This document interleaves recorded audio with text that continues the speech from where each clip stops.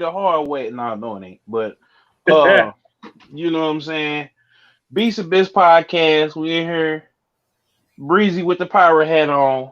Serizaku, the big otaku, big Killzown on your phone. That money still long. And the team is forever ever strong. And we here, ladies and gentlemen. First and foremost, man, rest in peace to Shock G, the man who put Tupac on, the man with the undeniable flow, the man that played the piano and the saxophone at the same damn time. Humpty Hump, you know what I'm saying? Yeah.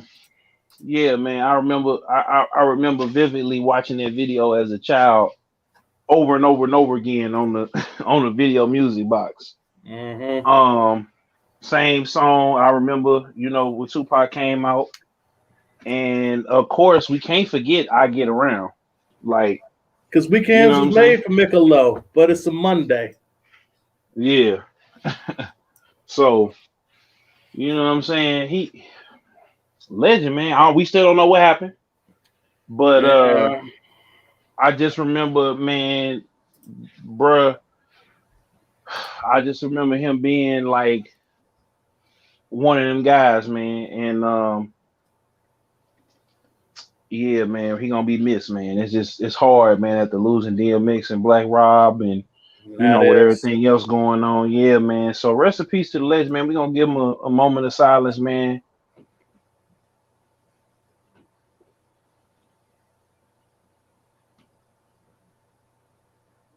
All right, man. Rest in peace to Shock G, man. Yeah. Shock G, the one that put the satin on your panties. Never know a woman that can stand me. I get never. Man, that one bar, he killed Tupac. How you gonna get Tupac? He's like, hey, bro, come do the beat. That was the first person that killed the dude, the hottest dude on his song. Yeah, and he brought him out. Like I don't even remember. Like I mean, yeah, I do remember. Like Tupac verse, and shout out to Shotty B. You know what I'm saying? He was it Shotty B or Buzzy B? I'm trying to remember what's bro name. I remember I actually saw him at Scarface concert. Let me look it up real quick. I got a shot. He killed it too. You know what I'm saying? Yeah. That's just one of them. Money B. Shout out Money B. Shout out Money B. Digital Underground. Shout out Money B. So we're here to talk about, ladies and gentlemen, boys and girls, the Mortal Kombat movie. Now I'm gonna let the gentleman go first. Oh, you ain't seen it yet? Okay, so we ain't gonna do spoilers this week. We're gonna let you come back. We're gonna come back around when everybody get a chance because everybody haven't seen it yet. Yeah. So I'm gonna just say this, man. Well, go ahead, sir. Go ahead. I enjoyed this movie. There are some things I don't like about it, but overall, man, I enjoyed this movie. But did I enjoy it to the level of the 95 movie? Nope. I mean, it's the 95 movie. It's a classic. The fight scenes was good. The fatalities was cool. But it was missing that of the 95 movie. But overall, I'm going to get at a B+. Man, that was that mid. I'm going to just go ahead on and say it. It was that mid. They didn't need to first of all, it was just that mid. It was just, to me, the beginning was cool. The beginning was cool, but it starts dropping fast. Like fast. Like the first half of the movie. And then it does this.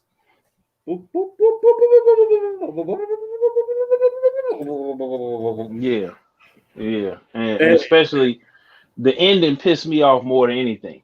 Yeah. So, and the fact that they are already banking on this being a franchise is like, if you keep doing this, it's gonna be a no for me, though. I mean, like, they already talking about 4, 5, 6 different movies. Like, nah, bro, there's one at a time. If this one do well, I think I think it's gonna do well. I think it's gonna knock out Godzilla versus Kong. Yeah, It's gonna do the numbers, and they're gonna make a sequel. But right now, as it stands, it was that mid. I was hyped yeah. up, man. I got the wing stop. I had pulled down on you know, my shawty doo wop. I bought ice cream. I showed Serizaku the dark chocolate Oreo. We told him up, but you know, it's sad when the dad when you finally sit down and watch the daggone Anderson Paak and Bruno Mars video that I had more enjoyment in 5 minutes than watching this whole movie. And Like it probably didn't help that I had watched Mortal Kombat, Mortal Kombat Annihilation, Mortal Kombat Conquest, Defenders of the Realm, The Journey Begins, and Legacy this entire week. back he shotgun the whole thing. Did you watch Scorpion's Revenge? Yeah, I been watched that one. I watched that Sunday. Oh, okay. Yeah. So It probably didn't help that I watched all that, and I watched this. And I'm like, all right, I'm giving it a chance. I'm giving it a chance. Okay. I'm gonna give you a B plus because them fatalities was on point. the fight, look, it's the same problem that I had with Godzilla versus Kong. Now I will watch this again though, just because of the fight scenes. Now that Godzilla versus Kong, I told y'all on Patreon I was not finna sit through the 2 hours of mid for 15 minutes of enjoyment. But this had the fight, the story was kind of where it messed up for me. You know what I'm saying? And it was just that predictable. I think I can. I think I can. I think I can. But the fights was on point. I got to say that the fights was on point. It just like he said, like Serizaku said, it's just not. It doesn't feel like the weight of the world is on. Like when Luke Cage, when Luke Cage said, "We're fighting for the fate of the world." Yeah, like why it don't hit that way, because this shit's not a tournament. This is road to the tournament basically, and it's like, yeah, oh, this is very much Mortal Kombat 1 with a sprinkle of Mortal Kombat 2 with a sprinkle of actually I like the main character. I just didn't like that I ain't gonna get all the way into it, but I just didn't like his arc all the way. But I like him though, and it made sense given the fact that it's gonna give another character in the story that we're not gonna say because Breezy ain't watched the movie yet. Mm-hmm. But you could probably guesstimate it, Breezy. When you cut it on, you're gonna be like, yep. I mean, yep. It's what it is. It is what it is. Oh dang! Hold up. Okay, but then you know what? It was still cold, and just seeing certain characters, like, man, they had characters and they had references in here, and they had Easter egg. All looked like it, and it was still. I like how I didn't like how Shane Song looked, but I did like how he acted. You know what I'm saying? But ain't nobody gonna compare to the OG that they brought back. I keep forgetting his name, but they not. Ain't nobody ever gonna be Shane Song in my eyes like him. Like it's like Mark Hamill Joker, and then my boy who plays Shane Song. That's it. You can't get nobody else to play him. Like I don't care. Y'all can beat up on me about all the other Jokers, but Mark Hamill, OG Shane Song. It's just you just can't, and OG Luke Kane. But I did like the Luke Kane in here though. I liked him. Yeah, he was cool. Really did. Him and Kung Lao, they turned it out. They was the best part. They were cool. They was on point. I love boy. I kept hold on. I had to keep like putting my leg on my other, you know what I'm saying? I had to keep doing this the whole time. Mm-hmm. When Sonya came on screen, boy, Sonya was fine, boy. Sonya was fine with a capital fine. You know what I'm saying? She was fine. I'm like, damn. I mean, the movie was the movie was.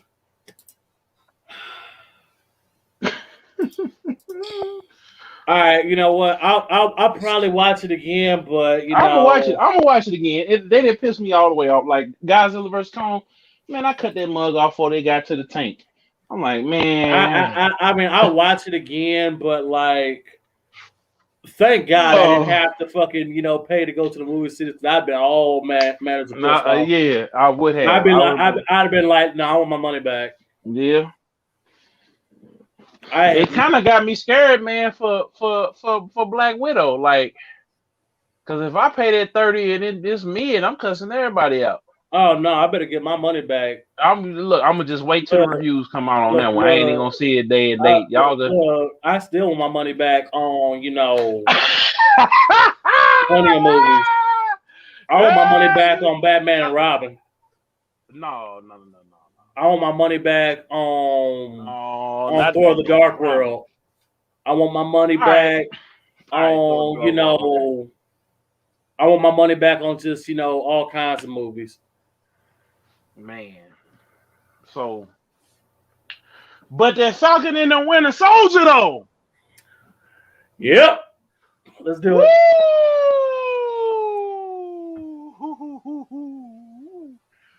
Woo! Woo! You might as well call me Nature Boy. I was just the whole.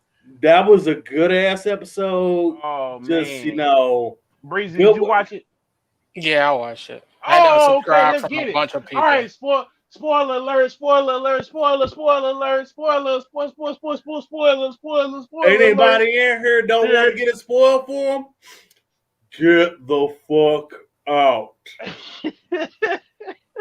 It probably don't help out my status this week. I'm just saying. Yeah, man, they killed it, bro. I'm waiting on my boy to come through. And the best part is, they already just went ahead and greenlit Captain America 4 today.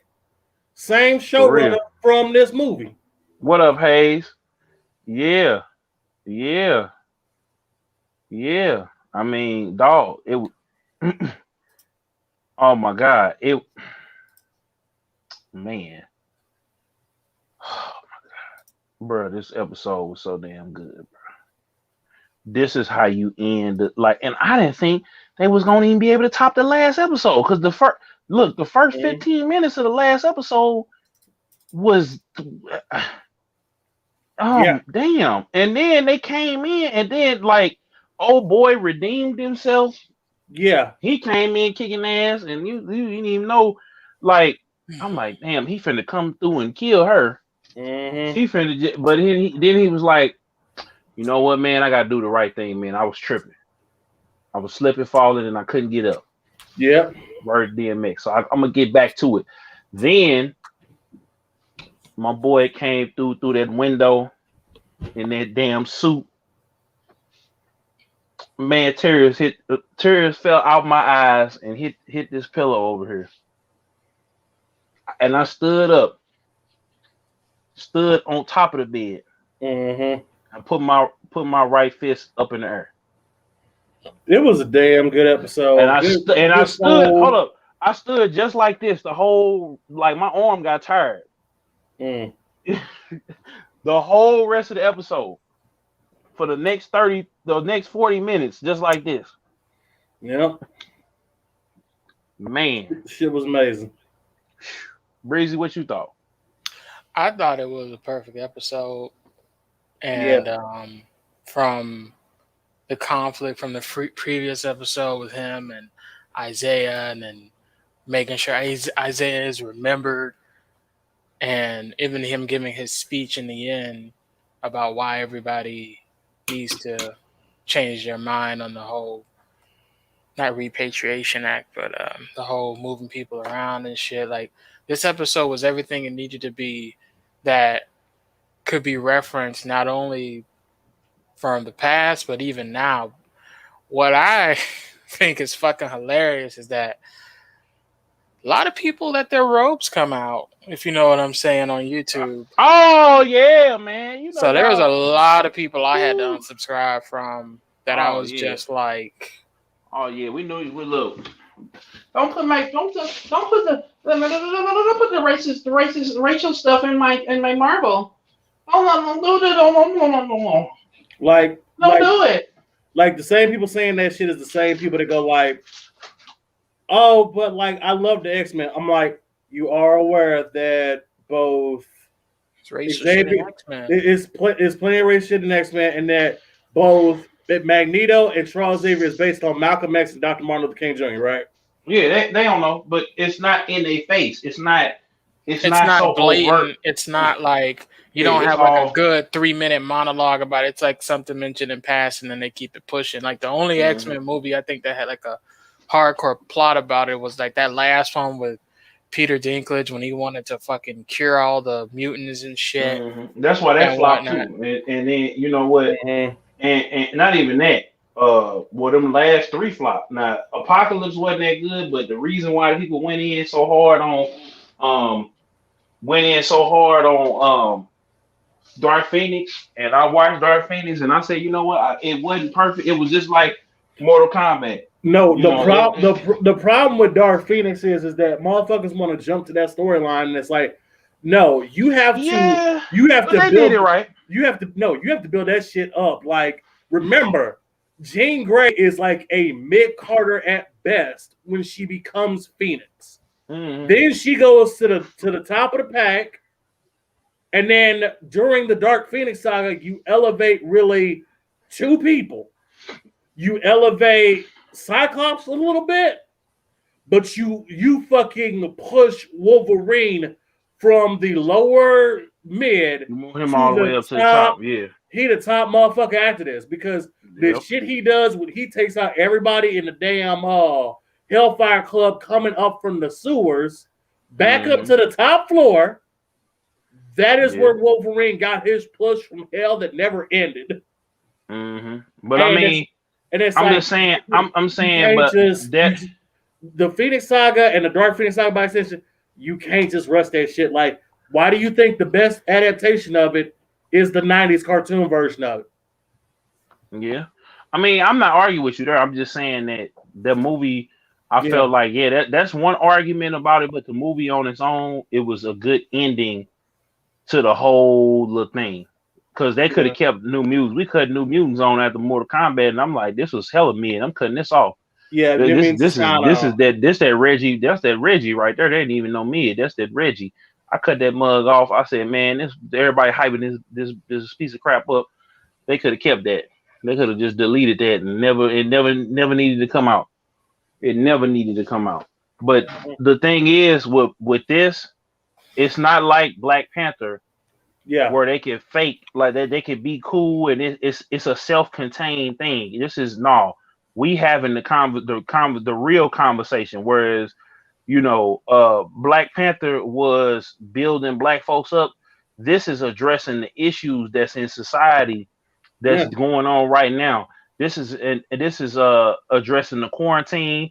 This is addressing so many different things that are going on right now today that you can't run away from it. You can't, you know what I'm saying? You cannot run away from it. You cannot shy away from it. It's something. What up, Charlie?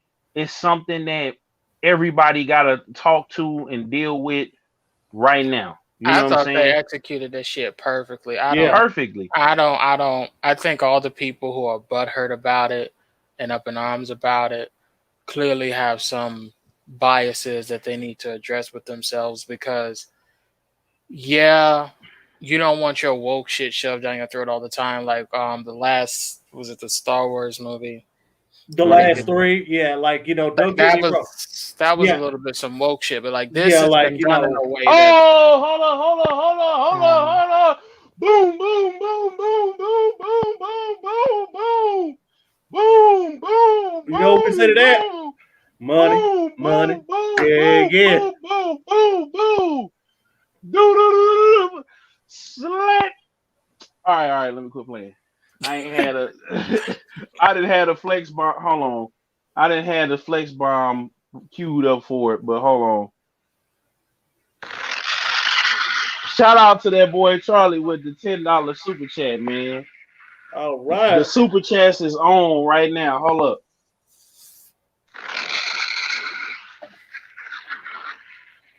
All right. Money. All right. Money. Yeah. Yeah. So, and let me write this down because we not finna have no we making sure that all the Beats and Bitz stuff is getting bust down. We not gonna have we gotta have that conversation about Joe Budden here in a minute. All right, but I forgot to throw that in here. But not only that, but like what's today? Today Friday. Friday. Oh, okay. No, I'm making sure. Beats and Bitz, it was really good with Falcon and Winter Soldier. Yeah, like it addressed things it needed to address, and I get where people are coming from. Like, oh, you don't have to do a whole bunch of woke things. Like, yeah, but in this case, this actually is relevant. And it's also accurate. I mean, 8 years ago, 9 or 12. Like, where the fuck is the lie? 12 years ago, everyone was upset with a black president. Yeah. So it's like with him saying, "Yo, I'm a black guy with a white shield, with a black guy with the stars and stripes.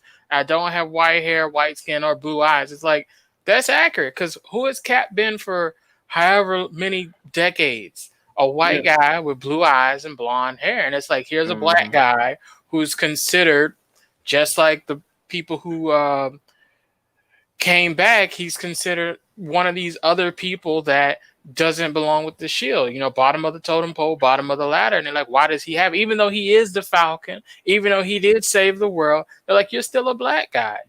And like all of the things. What was really a feather in his cap, so to speak, was the fact that how badly the shit went with Walker having it.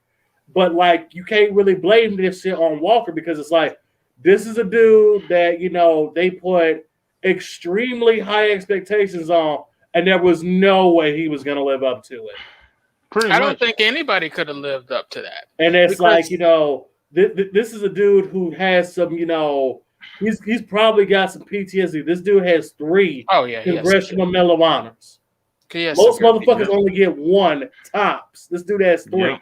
He has severe PTSD. And not only that, how can the government expect anybody to live up to Cap when Cap didn't work within the government? Exactly. Cap was his own thing. And Cap at one point was America's most wanted. So to give somebody that shield and that title, you should understand that at some point or another, they should, if they're forced to do the right thing or have to do the right thing, they're going to become an enemy of the state. And that's why it was better fit with Falcons, because Falcon's independent. He doesn't work. He'll work with the government if they're there, but ultimately he does his own thing. And that's one thing I like about it is that, and it's like, okay, so the government, they fuck over Walker, and then they're like, hey, we want to bring you back on as U.S. agent. It's like, I work for so-and-so. You need to talk to her. I forgot to tell y'all, we'll do this on the next episode, but now that we got it monetized, we might have to, PG-13 it just a little bit, but just if you want to, I know, but keep it rocking. All right. But all in all, that was the conversation that it needed to be said, it needed to be stated, it needed to be done. And for some people that got all upset about it, I'm like, okay, y'all can't handle the truth, man. Y'all gotta quit getting, get your panties out the out. I will say this: if you pissed off at this, but you wasn't pissed off at the last 3 big Star Wars movies, then you need they was pissed off at that. They was pissed off at that, but they were pissed off because it was, oh look, it's a chick. She was a Mary Sue. It's like, okay, cool, but like. Here you have something that's actually grounded in reality. Yeah, it's like this man saved the world. Government ain't taking care of none of his shit or his family. Can't get a loan, and he wasn't economically viable. Yeah, and it's like you ain't got no job history. You've been gone 5 years. Like 5 years, like so everybody else. Yeah. I'd be like, what you mean I can't get a loan? I had a credit score. Like Credit Karma said, I got a credit score of 720. Check that credit score. So, what can I get with that credit score? you get the hell off the lot. Yeah. I was just, I Pretty fell much. for him. I'm like, mean, dude had a nerd tell me so he want a selfie. Yeah, I'm like, no, man, you can't get no selfie. Yeah, man. They gave him a hot dog and a handshake and told him to get out. Exactly. And then it did want a selfie on the way out. So then now that he coming and he addressed the congressional leaders, he just said, look, y'all got an opportunity. We got a comment goal, and it hit different because it's actually in real life right now. We got a comment threat, a comment enemy, a comment cause that, you know what I'm saying, and it hit different. And I think that I think that it's things that's gonna change up top. People that watch this, that's in the no, I think it is because it's you ain't never had a mainstream. Hold on, you ain't never had a mainstream property like this. They put their reputation on the line. They put the fan base on the line.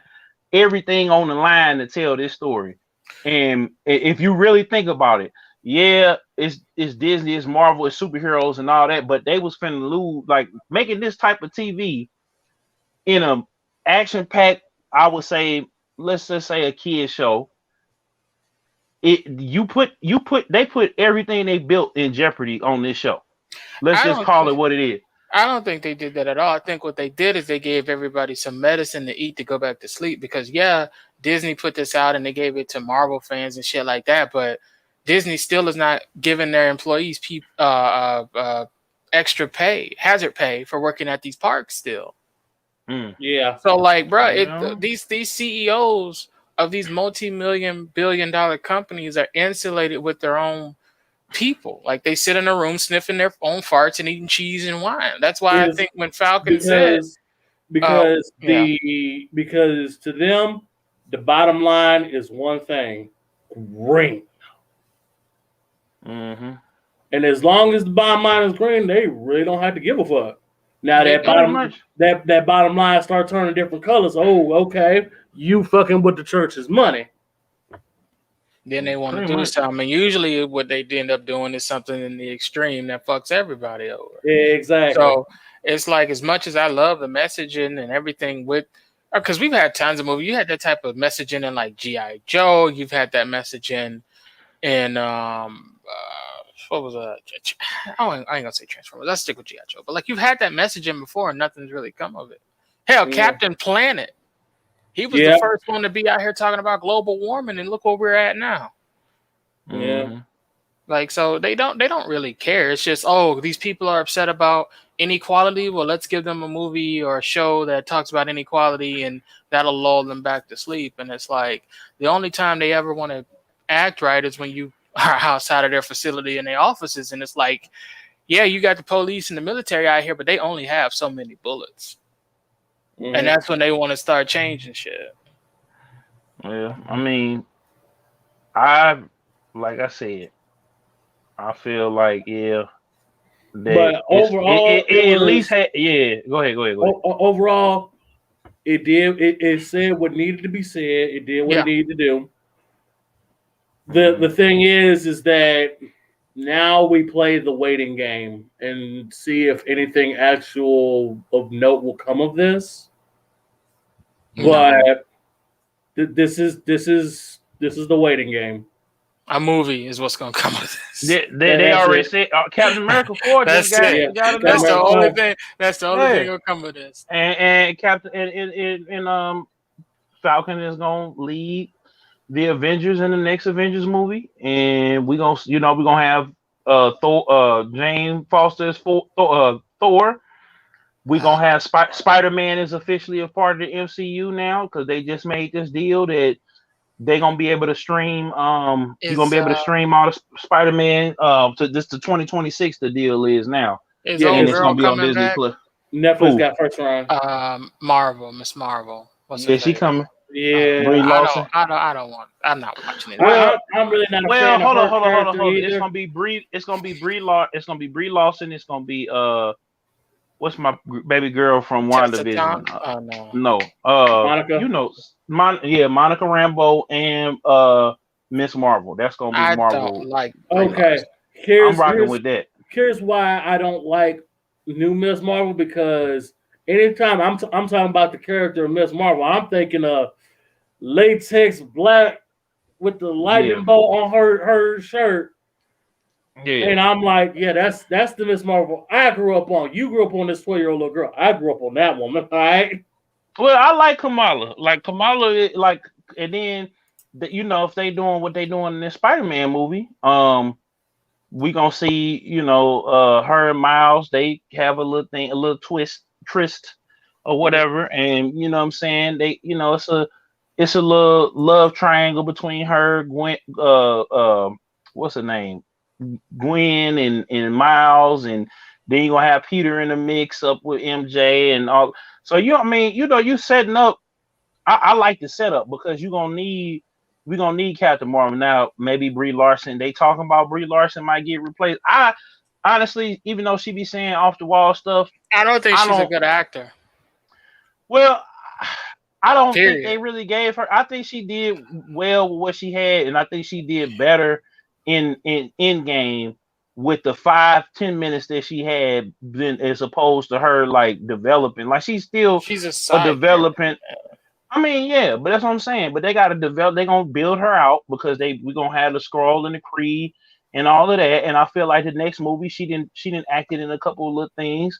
Now, between now and then. So, and I seen some of her other stuff she did. She cool, but I felt like when she got this, I feel like they was pushing her to push that agenda, and she just went ahead. I mean, what's her name do it? What's my girl name? Gal Gadot. She do it, but she don't do it as hard body as Brie Larson. Gal Gadot. I don't even like Gal Gadot. I don't think she's a great actress either. I think she's very attractive. I think her narration during the fucking Snyder cut bore me to sleep. I'm like, this could have all been cut because I'm like, this is just boring me to all hell.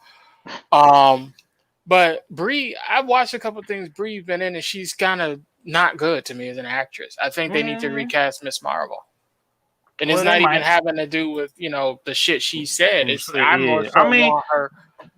They gotta develop though, Breezy. It ain't got nothing to do with developing. She's a bad actor. Okay, well, like I'm gonna give you an example. Like with Don Cheadle, right? Don Cheadle at first, I wanted Terrence Howard back in Iron Man 2. I'm gonna just go ahead and say it. But over the years, even with this quick cameo that he popped up in, and him, his sister, and everybody looking at him like, bruh, what you doing? Him giving away the shield. Like, just them little seminal moments with him over time, and seeing Don Cheadle outside of the Marvel universe and what he's done since then. He did Miles Ahead. He's done stuff. He's a great actor. Other stuff. So, but I'm saying up until that point, he had Hotel Rwanda, Blazing Saddles. Okay, well, all right. He's a great actor, bro. I'm just saying, at first in the Marvel universe, he was very, very clunky.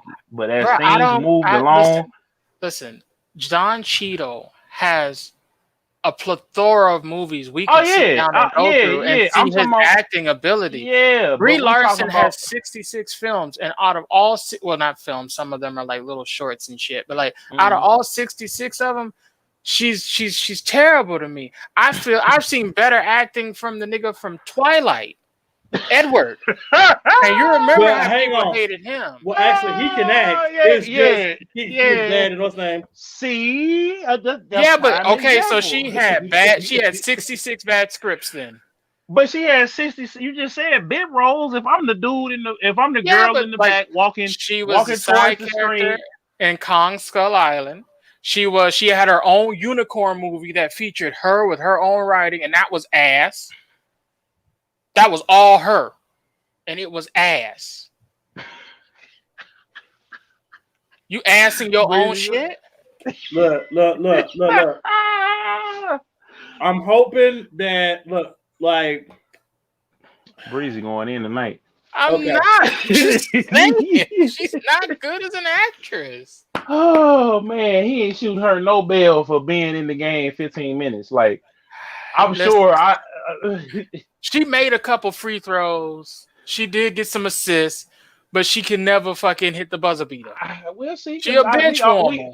Because hold up, Edward did 4 or 5 movies that was all booty butt cheeks. His now, but outside of that, he has better. He can actually act, and he like it's like he was like, okay, this is the way you want me to do it for Twilight, and like he knew that like, okay, it looked like I suck with this, but it's like then he gets away from Twilight, starts doing movies and shit. It's like everybody was like, oh, he gonna suck as Batman. No, you're only seeing him as this. Go watch him in these other movies. He killed it in Tenet. He killed it. What was the other one he was in? Yeah. It don't matter. But the point, when you see him in all these other damn movies, it's like, shit, that's a totally different dude. Even Daniel Radcliffe can act. In half his movies, he's naked with a horse, and it's like, like there are other actors who have actually acted. Not my dude. Not. Yes, Harry Potter can act. Ronald I did watch Guns Akimbo. Go watch Guns Akimbo right now. Go watch it. It's fire. That was hard. That was too hard. But anyway, this is my summary. Brie Larson to me is your television actress. Yeah, she's your soap opera actress. She's not a silver screen, big screen. You mean that NBC movie of the week? Yes, that's what she's that Lifetime original movie. She's that Lifetime original movie. Actress. She's not Breezy going in. She's not though. All right. I think she was very underutilized in Avengers Endgame. Like she showed up at the beginning. Her thing, no, she 5 did her minutes. She did her thing. I can't even get mad. She was. I can't get mad. She did a thing. For 10 minutes we got to see her billboard head ass, and it was perfect. That 10 minutes. But see, the next movie I just told you it's gonna be her, Monica, and Plank got more emotions from Ed, and Eddie. All right, Breezy, you go. I'm dead. All right. So now, Joe Budden. So hold on. Go ahead, Serizaku. Then we're gonna go to Joe Budden. I'm gonna say this, but like, I'm really hopeful for this Black Widow movie, but I'm also kind of like. I hope it's good. Please just be better than Captain Marvel. I'm gonna make a bet right now. I'm willing to bet. No, I ain't gonna bet, but I say this. I bet it's gonna be better. I bet it's gonna be better than Captain Marvel. Yeah, I got a feeling it's gonna be better than Captain Marvel. It's gonna be more action and stuff. Scarlett Johansson can act, but she cannot be my Asian characters from my Asian shit. That's how we'll leave that. Yeah, wait a minute. What? Whoa, what? Whoa, what? Wait a minute. Run it back. What'd you say? Yeah. She can't do Ghost in the Shell shit, but she can do everything else. Yeah. That was Now that I would say the script fucked her over. Yeah, that really did. Oh yeah.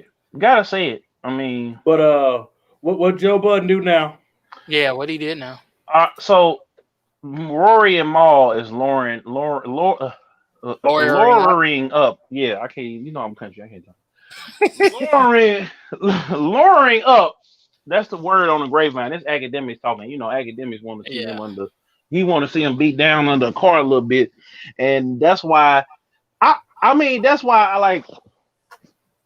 I think the new dudes that he got on there, cause see y'all like y'all like my heels to my hero art on here, so I gotta keep it keep it. Whoa, no. Well, actually, hold on. Serizaku's neutral. I am a tweener. I can go either way. Yeah, that's why I can be a face or I can be a heel. Breezy, on the other hand, you a heel, bro. I'm the word. Let me get it right. Like everybody knows, my heel work is fantastic. My face work is fantastic too. Yeah. So if you think Serizaku in hunt mode is crazy as shit, stay tuned for Serizaku in defense mode. Okay, so they're lowering up. I don't know why after they go get the bag from Patreon. First of all, they got paid from Patreon, the company, and they getting paid to do the little series or whatever. So for them to get, because Rory allegedly cheated on his girl, allegedly his fiance left him, and part of it, or maybe he was just doing too much with Joe. And I feel like his girl. This is allegedly because we don't know why she left him. She left him for either one or two reasons. Either he was cheating on her, he was spending too much time working on the show with Joe, or both. And she didn't know when he moved her in he proposed in front of Jay-Z and all that. Plus, him and Maul got too many industry connects, and they trying to break artists. Like Maul is breaking St. John, who just won a Grammy. Rory is breaking Emotional Oranges. So they get money. They ain't like they broke, but like outside of Joe Budden podcast, like would anybody know them? That's why with y'all, like I made sure I was like, you know what, I saw me and Breezy got kind of built this out the mud, and Breezy before this was pretty much the hardest working dude that I knew. So I was like, you know, let's do this show because that's gonna pull Breezy up and put him in the forefront. Serizaku, you did about 10 seasons of this WWE show, and can't nobody mess with you on that. Hayes, I've never seen like a person where most people would complain about having a family and taking care of business. This man shooting videos and putting out some of the greatest hip hop that I've ever heard. You know what I'm saying? Charlie doing what he doing with with his counseling and mentorship and his day job, which I know is probably very stressful. And his ministry is still dropping music, still dropping content, cry roll, and I can go on and on and on. But my point is, y'all, I think they are dependent on. I think they take it too seriously. Like they don't want to piss nobody off. Whereas y'all kind of like, all right, well, we stand on our own too. We don't have to depend so much on, we don't have to depend on Killzown. We kind of coming in here because we boys, and you know what I'm saying. We want to do this, and we working, and we find just where we at. You know what I'm saying. We all could be doing a little bit better, but with them, it's like this is a main source of income and something that they didn't put time in, something that they didn't sacrifice relationships with. Like I make sure we work around everybody's schedule. I'll make sure that it's convenient. We ain't pulling up to a location yet, even though I would like to do that one time just to see, once everything open back up and it's safe, and we could get Breezy a good pirate hat and the ski mask. You know what I'm saying? What's his name took that and ran with it, Breezy. I told you to go get this ski mask for Rumor did it. Now he done ran down. I said, Breezy, all you gotta do is come with the ski mask. Nah, bro, but it's all good though. It's all good. Just buy his ski mask and put the pirate hat on and we good. So anyway, there you go, Hayes. What up, Hayes? Like anyway though, I feel like they can't play both sides of the fence, and that's what I like about y'all. Y'all gonna keep it 100 regardless. They, however, have to play both sides of the fence, and they feel like with Joe's trying to elevate it. Joe's not trying to go in on everybody, but he gonna get his hot takes. He gonna keep it 100. But I think they scared. I mean,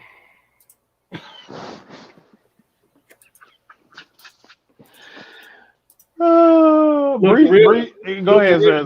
The real question is, how long till we overtake Joe Budden as the top podcast? This one. Damn.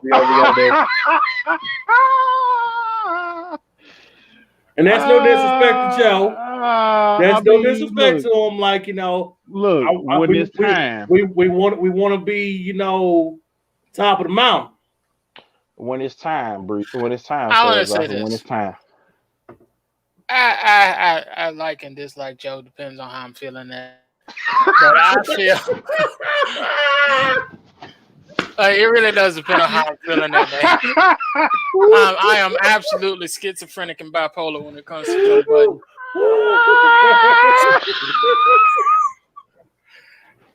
He says and he does stuff some days, and it's just like, man.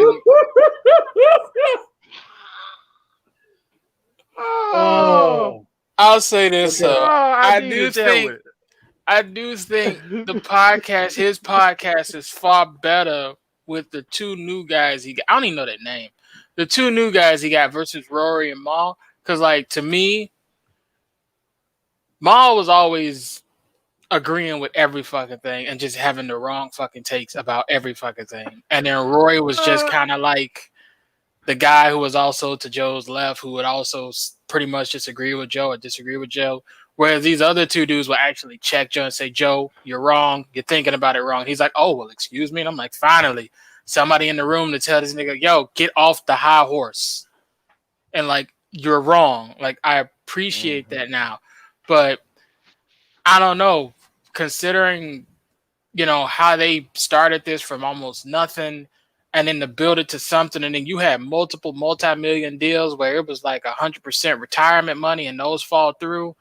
Well, I'm going to be looking side-eyed at him. He was cut, but in exchange for the millions, they was going to have to sell their soul. Like Spotify wanted everything. No, I mean, no, it depends what the contract is. Like you say, sell your soul. What does that mean? Does that mean? No, but they mean they was gonna eat off of all of Joe's shows. They was gonna eat off of all of. They was gonna eat off of Henny Palooza, which I mean, Duce Palooza, which is not totally Rory's. They was gonna eat off of whatever. Like basically, they was gonna strong arm Maul to bring all of like how they got their Spotify program when they was kind of hinting at their Spotify Here's program. How you handle that, though. You say, all right, listen, I am the Joe Budden podcast. Where Rory's business is Rory's, what's Maul business is Maul. You partner with me, Spotify, you get me. Obviously, they're my co-hosts, but it's mostly my show. There you go. You give us these back episodes. I'll give you the back. Like Joe Rogan just did this.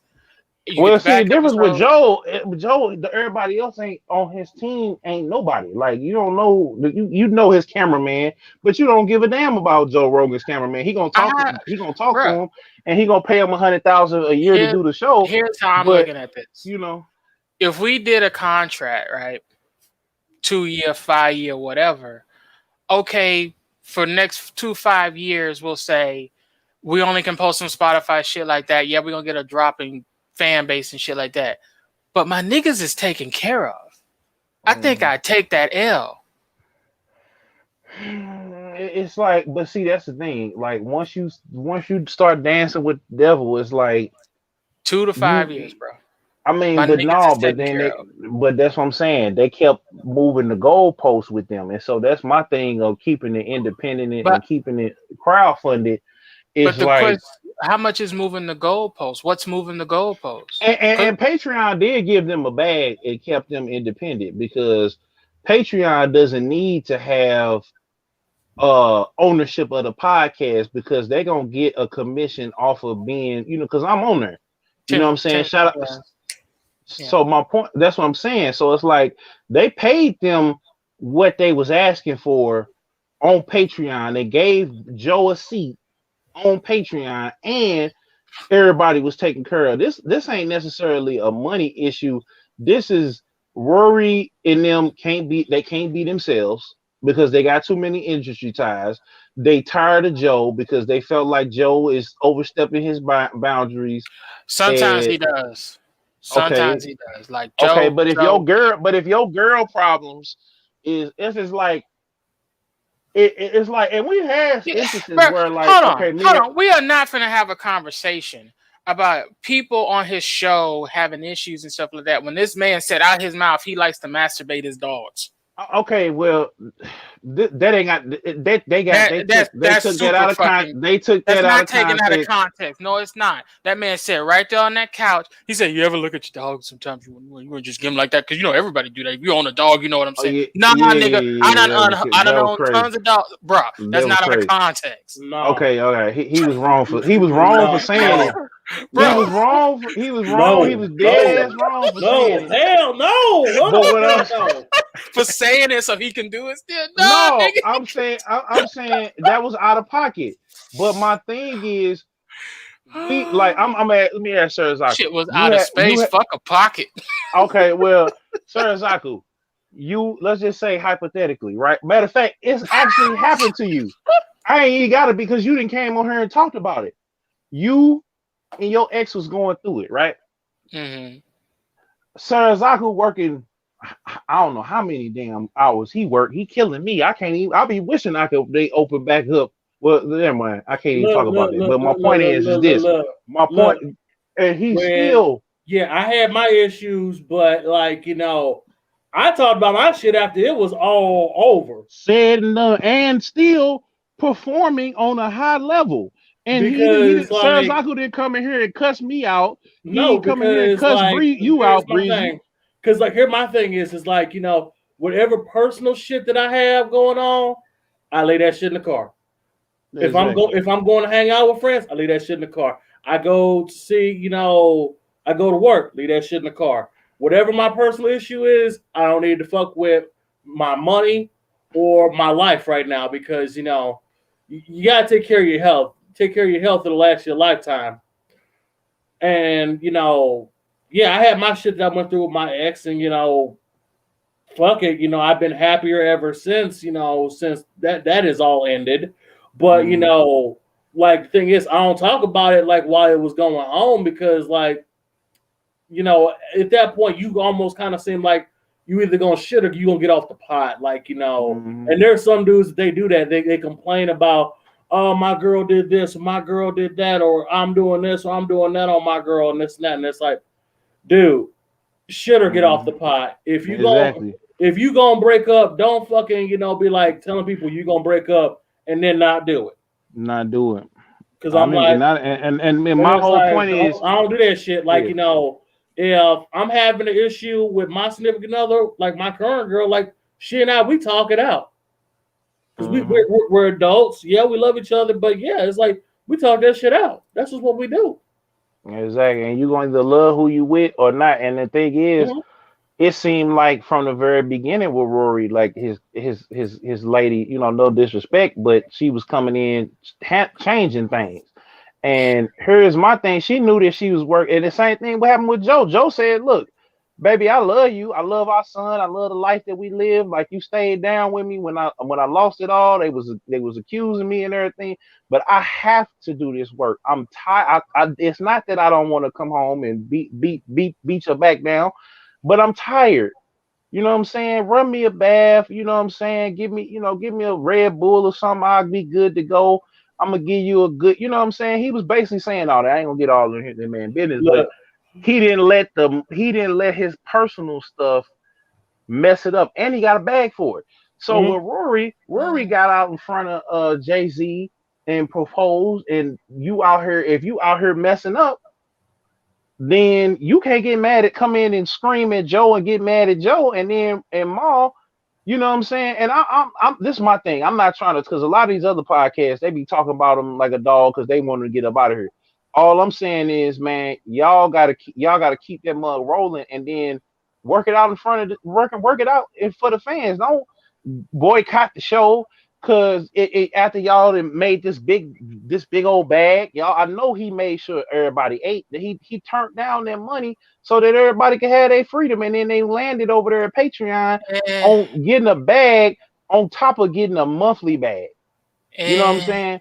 So I mean, if somebody was gonna give me 20 million and said, okay, well, we need all the Breezy podcasts, all the Serizaku streaming money, all the Hayes streams, but these are all our own personal ventures, though. If they wanted to do strictly, but they wanted all. No. They wanted it all. So they couldn't do that. They obviously couldn't do that. But that's why they turned. Did Joe come out and say? Did Joe come out and say that's what they wanted? Yes, right, on the last 3 or 4 episodes of that Spotify, he went in on them on which is also bad business. Oh yeah, but he basically very bad business. I mean, but he basically did. What's my dude that just got fired for smoking on the smoking it with the strippers? You know his name. Damn, I forgot that quick. But my point is, sometimes you're gonna throw a middle finger on the way out, but then he end up going with Patreon, and I know they probably gave him something close to that. And no, Patreon. Okay, well, even if I'm gonna just put it to you like this. Even if if Joe got, let's just say 5 million, Rory and Maul got 2.5 million. Scream Man, what's my boy, Savon, they got 500,000, 250,000 a year. That's still more money than any of them would probably see, and they keep getting a monthly bag on top of it. Well, you know what I'm saying? Because if what you're saying is right, and they're lowering up then that means They trying to get money on the back end. but that's what I'm trying to say. They trying to get their money basically. They trying to get their equity and stake in the podcast. So if they leave, since their argument is gonna be, we built this up, we feel offended. So it's just like basically sound like to me a scorned lover leaving they husband trying to take half of it with, or a quarter of it with them. That's what it sounds like. I think it's Maul like, was already on his way out, and I think Joe said some crazy shit off the wall shit to Rory. Because I remember listening to that part. I'll never forget. I was playing Borderlands 2 when the DLC just dropped for the Torque DLC, and I listened to Joe Budden go in on fucking Rory. Like, oh, we got the white guy's opinion. Oh, here's the white guy. Like, ain't he your friend? Yeah, you don't do that to people. Like, bro, like he's been doing that for a minute, and I'm like, that don't sound like you my friend. Yeah. If you I feel like with them two, they came along like Ish and Ice is like his friends from the mud, right? And I feel like they came along halfway. They came along as he was making music, and he knew Maul from obviously being at Def Jam, and then they had a friendship. But I feel like as Joe, because see when they was up, when Rory was doing his thing, Henny Palooza, doing his other little ventures that he had going on, working at the label and all that, and they was up. And what happened with Rory stopped. He quit his job to do Henny Palooza and the podcast.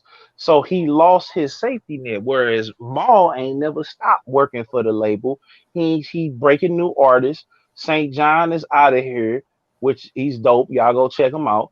And basically, y'all, you know what I'm saying? Maul gonna forever be straight because he tied in with Biggs, and Biggs is his I think it's his uncle.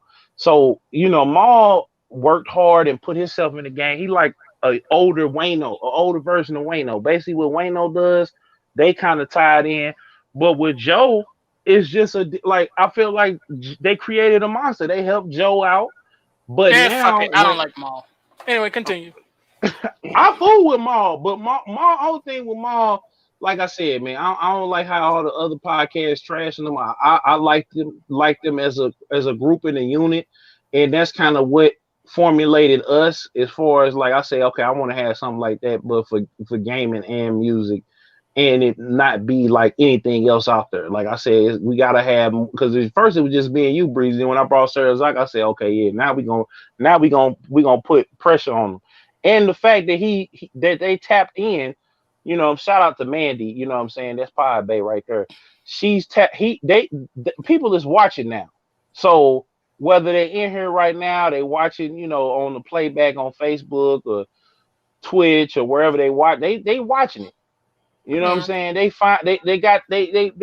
we probably next in line to be on the JBN or loudspeakers or black, whatever it is. You know what I'm saying? We could definitely do that.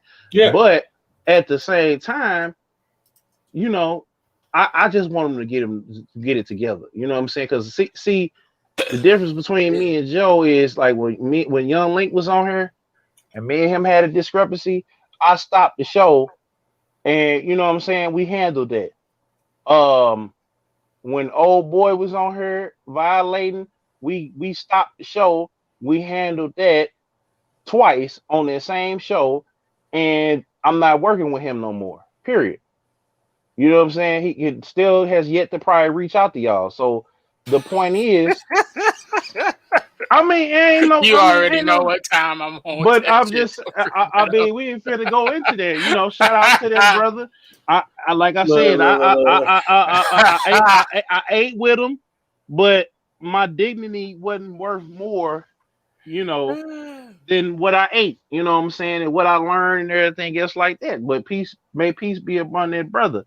But they need to work this out and work it out fast, and they don't need to, for them being abiding by the code of the street and however that they code of ethics or whatever, they need to handle it, and they need to handle it for their fans, because it's like, you know what I'm saying?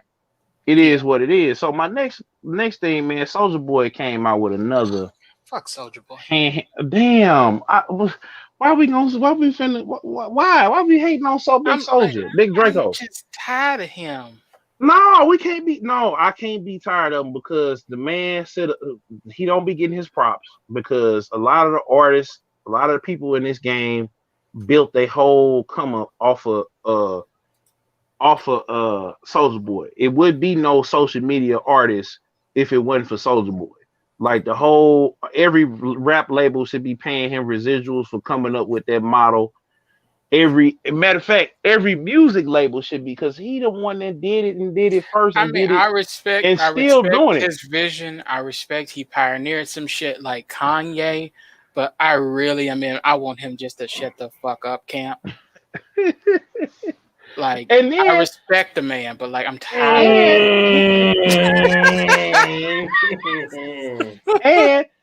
and the fact that he wants to break because he said in a post Fortnite lawsuit era where these artists are getting paid, a percentage of a dance move or whatever. Oh my god, this shit. I'm just saying him wanting to Soulja break Boy is into like that vacuum cleaner salesman that comes to your house and try to sell you some shit. Like, that's how he comes across nowadays. He's not the vision. I think he just got lucky. All right. You know what? Fuck it. I'm gonna do it. I'm gonna go in. I'm going in. All right. You can't just say he was going in, man. This No, man was dropping a song a I'm week. going in on this clown ass dude, man. Okay. Oh man. Like every time I see him, all I can think of is right. That and he remind me of them dudes that girls was going crazy for, and then they was like they looked like Chucky Festa afterwards when he realized Boppo was a clown. He's a clown. Why I didn't see it before? Like this dude has always been a clown. He has been a loser ass clown ass nigga. I mean, I'm sorry. What? Who he is. Man. Call him what he is. In. Why we gotta put respect. He act a fool, but we gotta put respect on He is a fool. I mean, but we gotta put respect on the genius though. We gotta put is it genius or luck? And at the right place at the right time. I don't think it's luck because he was in the the fact right that place. he's trying while everybody else is trying to sell their image and likeness to a Fortnite, to whatever. He said, you know what, I'm gonna work on trying to get into the gaming business. Okay, I found a distributor with some jailbroken which whatever. is illegal, but yeah, continue. No, I'm just saying he's trying to learn the business. He's by doing it the illegal way. I mean, but he's doing illegal shit. But he gotta figure it out. How you figure it out? You go to your fucking local community college and you see how you get into games, or you go to some of these conventions or press conferences, or you read the names at the credits to see who made the game, and you talk to these actual companies. Not, I'm going to go to China, Taiwan, or Thailand, some Asian country, get a jailbroken console, call it the Soulja Boy console, sell it for $200 and get locked up in court. But what's the difference between him? Okay, so if Soulja Boy just said, all right, let's just say Soulja Boy went about it this way. I think Soulja Boy need to get with JT the bigger figure, because JT the bigger figure, bro, he can be a publisher. Hold on. JT the bigger figure. I think he needs to go the phone route. He don't need to get like a little flash game or get a little app game that has, him or whatever on there. Maybe even I would say just go to phone game, because the most competitive market is the phone. Yeah. Well, I'm finna tell you why, because JT the bigger figure did the trap phone. Yeah. He had regular size phones, and then he had a tablet phone, which he actually beat. I think when they started doing the notes, he actually beat them in the current size that they are now, which the one I'm holding in my hand is actually probably just a little bit bigger. And they were like, the screen was just a little bit wider. Instead of a 4-inch screen, it was like a 5-6-inch screen. So it was like kind of like a phablet before phablets was even a thing. And he sold, I want to say, at least anywhere between maybe 5,000 and 10,000 units in Atlanta alone. now he's finna sell it over in China and Africa, and basically just did a deal where he had, I want to say he had 5,000 subscribers to Trapflix, which was him, Curtis Snow. They had the movie with Snoop Dogg. They had a whole bunch of other little movies and stuff that they did, right? And he made the subscription fee free, and now he's finna distribute all over Africa, basically. So I feel like if Soulja Boy, who's his partner? I mean, he got a like a Chinese or Korean distributor, but he's paying for all of the phone, like the phones. He's getting the latest version of Android on there. He's getting the app pre-installed on there. Look, and he's got the branding on there. The and it's quality. It's not like it's not like the only thing I want to see Soulja Boy do. I just want him to go the fuck away. I want him to go ninja, go the fuck away. And I want him to just be a dude that when I'm flipping through channels like Bounce at 2 a.m. in the morning, I want to see a commercial come up that you trying to still buy his ringtones. Pay your bill, it fuck around and make your bill come out to be $300 extra. Paying for these ringtones. Going in on that boy. That's how I want to see this dude. I don't want to see this clown no more. He a clown. Bro, like I Soulja Boy is a clown name. I respect anybody's hustle to try to make themselves profitable in any type of market. However, the way he's going about doing it is like the most janky, ghetto-fied ass way possible. Like it'll be nothing for them because they're millionaires, and I'm not trying to tell them how they spend the money. I'm telling them how to invest the money. It would be nothing for them to sit down and say, "Look, I got $1 million.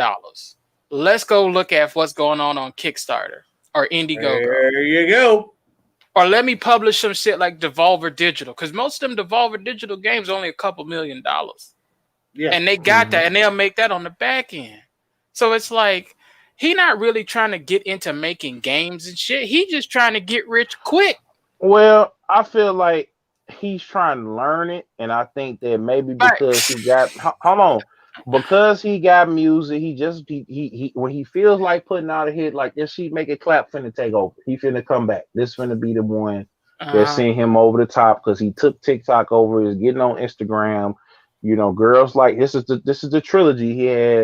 He had Booty Meat, She Got a Don't, and now he got She Make It Clap. This is the twerk trilogy. Like we was just talking about this on You Ain't Lying podcast. Like Soulja Boy. If it wasn't for Soulja Boy, your favorite two ladies that I ain't gonna mention that day. No, but he gave. If it wasn't for Soulja Boy, we wouldn't have Instagram models. That's not true at all. You full of shit. No, but think about it. They wouldn't be personalities. All right, wait. No. Most Instagram models. Let's be 100 then. Let's keep it 100. Most Instagram models, when that shit first started popping off, was your high fashion celebrity white broads and Brazilian broads, your runway models. Then Kiki from the corner realized that she could do it too if she tossed her ass out there, and then she got some measure of fame. That's like the makeup tutorial chicks on YouTube. There was a bunch of them who weren't even trying to do that shit. Then they saw a couple of famous model-less chicks doing it, and then they said, I'm going to do it too. Like if you go back way like 2017, 2018, when I was taking off, you had a bunch of YouTube tutorial beauty gurus that looked like they got beat with the whole damn ugly tree. Fuck a branch. And they didn't go no damn where. Like Soulja Boy, yeah, he did the ringtone shit. He did the dancing shit. He did a lot of things, but I'm not finna give him no credit for Instagram hotties. Like, no, not at all. But think about it. Think about it. When I'm just gonna say their name. When Twerk Team came out, Twerk Team was the first Instagram, YouTube, Instagram, social media. They were YouTube first. All right, hold on. But I'm just saying. I mean, let's what was be the real, first? Hold on. First. But okay, yeah, MySpace. They was on MySpace, but when they got on YouTube, the first video that they ever had was Soulja Boy Booty Meat. Okay. Hold on. 5 million views the first time. You know why? But I know that. Hold on. Yeah. But I'm just saying. Hold up. Wait. Let me break it down. That was them first. But it was Soulja Boy. Hold on. It was Soulja Boy that made it. Because before you had your Gloria Velez's, your Melissa Ford's, your Buffy the Bodies, your Corinne Steffens. You know, I can go on and on. High quality escorts. They're not your local chick round the block. Oh, okay, but I'm just saying. So, Twerk Team, with the help of Soulja Boy, birthed the IG model, YouTube, social media model generation. Think about the days and the time. I'm gonna disprove your whole point. I'm gonna disprove your whole point right now. YouTube was created in 2005. I know that, but I'm saying Laffy Taffy. No, from D4L was an ass shaking song. No, shaky salt shake or whatever. Ass shaking songs that came way before Booty Meat. Yes. It just so happened that these girls got on there and bent over with the camera up their ass to Booty Meat. That was it. Because you had way more ass shaking. BT Uncut alone. But hold up. When did Tip Drill come out? Hold on, but I'm just saying though, Breezy. Think about they was at the right place at the right time, and Soulja Boy bought the ass shaking songs back. Hold on, wait a minute. He bought it back. 2000 Tip Drill dropped. Now imagine the internet. Imagine YouTube then with Tip Drill. Tip Drill came out in 2005. When Soulja Boy, Soulja Boy came out with Booty Meat but it was 2005. 2006, because he said Soulja Boy 2006, because the original version was the dirty version came out in 2007. So for 2 years you had Jeezy taking over, you had Gucci taking over. Name booty shaking songs. Don't name other rappers. But it was no booty shaking songs really. There were. Laffy Taffy, nigga, 2005. But Laffy Taffy but it was also a song. But hold on, but I'm saying no. But I'm saying that was also like the lean with it, rock with it, more so than just that wasn't an ass shaking. No, because you wouldn't. We could pull up. I wish I could pull up. Hey guys. Real talk though. Soulja Boy is still a clown. Yes. Once a clown, always a clown. Soulja Boy, he was born a clown. He will die a clown, and other clowns will mourn him. But I'm saying, Soulja Boy made it to where he was one of the first guys to blow up MySpace, YouTube, Twitter, and do shows with no major label backing. Like I pulled up, the Masonic Hall. The initial independent artist run that got a huge amount of fame. Ain't nobody taking that away from him. But all these credits and fucking accolades you trying to get this man, nah. He did. Fucking Salt Shaker from Yin Yang Twins is 2003, bro. Come on. No, but I'm saying, bro. When Booty Meat came on and you had all 5 of these girls, but I'm saying that birthed the IG model era. It birthed them because it was the perfect. Okay, you got to understand though. Like this is a serious conversation about cheek shaking. It's fucking hilarious. But you got to understand though. Real talk. Yeah, you had much larger cult classic songs with chicks shaking their ass. The issue was YouTube and Instagram didn't exist. Wasn't there? Yeah. But I'm saying he's not the messiah of this shit. Because there are far bigger songs, better songs that have more chicks bending over than Booty Meat. Nicki Minaj's fucking Anaconda took over the world. No, all right. Well, hold on. Let me explain this to you. Bro, come on. When I explain this to you, because when he hit him with the 1-2 punch, Booty Meat and She Got It Don't. Yeah. When those two songs, and that was all the girl, that was the challenge. He had the booty meat challenge and he had the she got a donk challenge on the same CD. Same, you have hundreds of millions of girls from the ages of Too damn young to old enough. yeah. No, even grown people. You had, and it was because I remember it was 18. You had to be 18 to get into it to get the money. You couldn't get it. You know, it was girls in high school that was twerking, and we was all in high school watching them twerk. And then some of them that, well, okay, well, anyway, the point I'm making is this: they started something. They didn't start shit. I'm just saying, because they went from, late teens, 18, 19, going on the, and then the twerk team started going on the road. They was going on the road with Soulja Boy. I remember when I went to the Masonic Hall to go get tickets, they said, they had just got on. They got on the radio and said, right, literally that day. I hadn't heard that commercial. Soulja Boy, the twerk team, the Masonic Hall. We was probably 30 minutes away from like Serizaku knew what I'm talking. We was over there by Ninja Mart. I asked my mom, I said, hey, can we go over here to get to the Masonic? You know Masonic Hall is right off of Euclid. By the time we got over there, shout out DJ Soulfly, because he probably remember this, because I remember he was going over there. He was outside getting basically telling them that, hey, he was a DJ and all that. Tickets were sold out. Come back thinking I'm finna get in. You know what I'm saying? The line wrapped all the way around the building. This before Crank That. You know what I'm saying? Twerk team had a bus. Soulja Boy and them had a bus. It was going down. Or a van. They had a van. They ain't had no bus. They had a van. So all I'm saying to you is that when Twerk Team hit, Soulja Boy alley-ooped it for Twerk Team. Twerk Team was the first ones that was on YouTube, the first ones that got on Twitter, the first ones that got on Instagram. They weren't the first.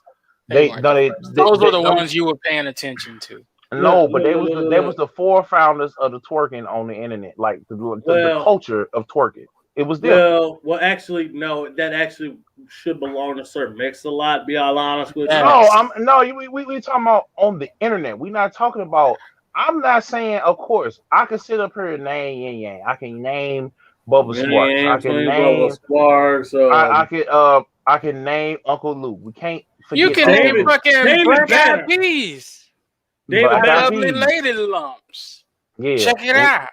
Yeah, David Banner got to give it to him. But I'm just saying, my point is, when it came to the internet, it was Miss right place, right time. Lady Luscious, and Betty. Recipes to Betty Butt.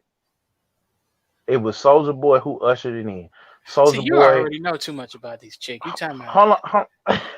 You know too damn much. That's what I'm saying. You only paying attention to them. There were tons of girls shaking their ass. Hold on, but I'm just saying, they were the ones that ushered into. I ain't paying attention to them because they done. They done. They still eating off of that money from way back then.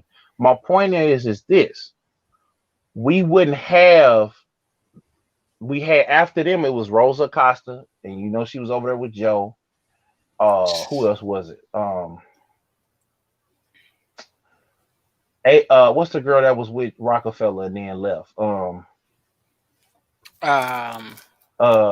Tierra Marie. She didn't really have no ass though. Yeah, she really did. Kim Kardashian. That chick had ass like a popsicle stick all back. I mean, well, damn. Got a long ass back like an ironing board. Let me tell you, boy. I mean, shit. I say some girls that like. I see them and I'm like, damn, she got ass. Like, other dudes like, yeah, damn, she do. Like, I mean, hell, I know this, but that was before when I was single and shit. Like, but like now I'm like, man, I don't even be paying attention to it. Like, I'm only looking at one ass, and I'm like, every time I see it, I'm like, damn, she got ass. Yeah. Hey, what's her name? Pinky came and got on the social media hard. But see, that's different though. These are Pinky is a hold on. star. Whoa. My whole point of it is this: we ain't gotta get into particulars with her. I'm just saying, Soulja Boy alley-oop with that. Soulja Boy, he had what you call him? He resuscitated Bow Wow's career. Bow Wow never had a good career. He really resuscitated Omarion's career. Omarion had an okay career. Omarion was that dude that you just didn't want him to run up and take your girl. Yeah, I mean it could be worse. Could have been Omarion. It kind of gave Trey Songz the stimulus boost. No, I mean you stretch. Nicki Minaj kicked her to the moon with you're reaching now. Itty Bitty Piggy was the first song that was a freestyle before she had a hit of her own. That was her. No, she'll tell you that. She came on. That was her first hit. That was her first hit before she came out with what's that song she had on there? Let me go and look at Nicki Minaj on her before Bedrock. That was their first big that was her first hit. That was Drake's first hit. Hit. Not we burning it up. We burning up the charts like best I ever had or whatever. I'm talking about hit. Like Bro, just listening to it. Just listening to it was. No, hear me out. She said it. Hold on. Hear me out. I'm gonna tell you what I'm going to follow me for a second. Listening to you talk about it and recall all of this shit, and it's like, okay, I hear you. I do. I hear you 1,000%. But you're naming all of these ratchet ass people. Like Drake. We going back to Pinky for a second. There are far larger actresses than Pinky at that time. And I'm not talking about in size or weight. Hold on. I'm just talking about. I'm not even talking about what they do. I'm just talking about how they was able to. But even before then, Kinfolk Kid Shine came and told everybody that it was coming. He said, "Look, the fashion, so crispy, wow, the chains, the watches, the clothes." He had a song on there, "Get Your Tech Game Up." He broke Yo Gotti. He was a YouTube rapper. But my point is with Soulja Boy though, Soulja Boy has birthed and then think about all the people that he helped since then. Like I said, Nicki, Drake, this nigga still lame. Migos, everybody that we talking about in the zeitgeist today, outside of Gucci Man. Soulja Boy had his hand, Little B. Yeah, he's a great A&R, but he's not a good artist. Okay, well, all right, cool. I'll get anything past the first 2-3 albums. I'll give you that because he ain't really trying. Bro, he didn't have nothing on his first album. You fucking clown. No, come on now. It's a shame that the only songs he's known for is for a dance and making chicks shake their ass. Cause he a clown. But that was his lane. We don't get mad at it. His lane is lame as fuck. Okay, so we still dance to the China slide though. We still dance to Wobble. Whoa. Them different. That's what you play every party. We still dance to recipes. Shock G. What up? Yeah, but them classics, man. Them classics. Soulja Boy ain't gonna never be a classic. You ain't no fucking classic. All right. If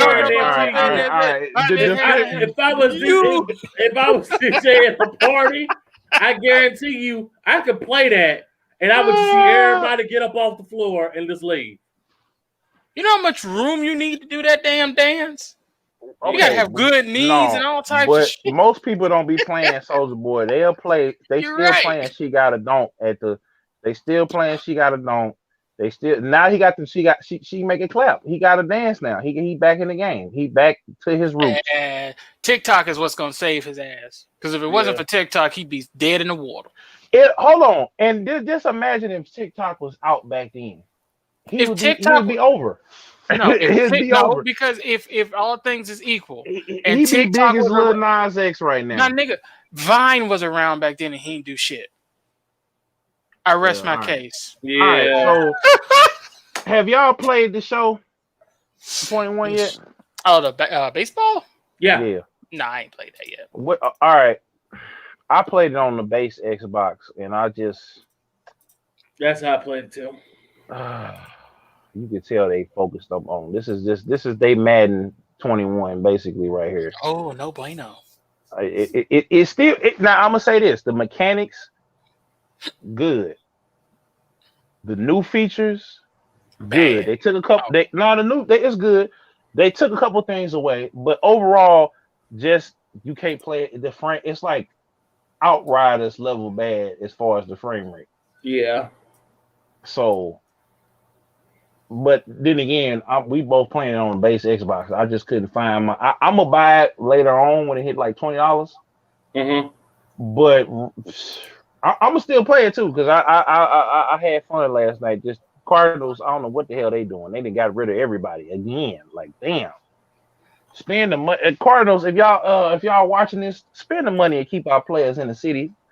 Definitely. Instead of Molina and damn Chris Carpenter, I'm getting tired of it. Like y'all, damn. Yeah. Shoot, Molina ain't on the bench. Yeah. Like here's MLB The Show 21.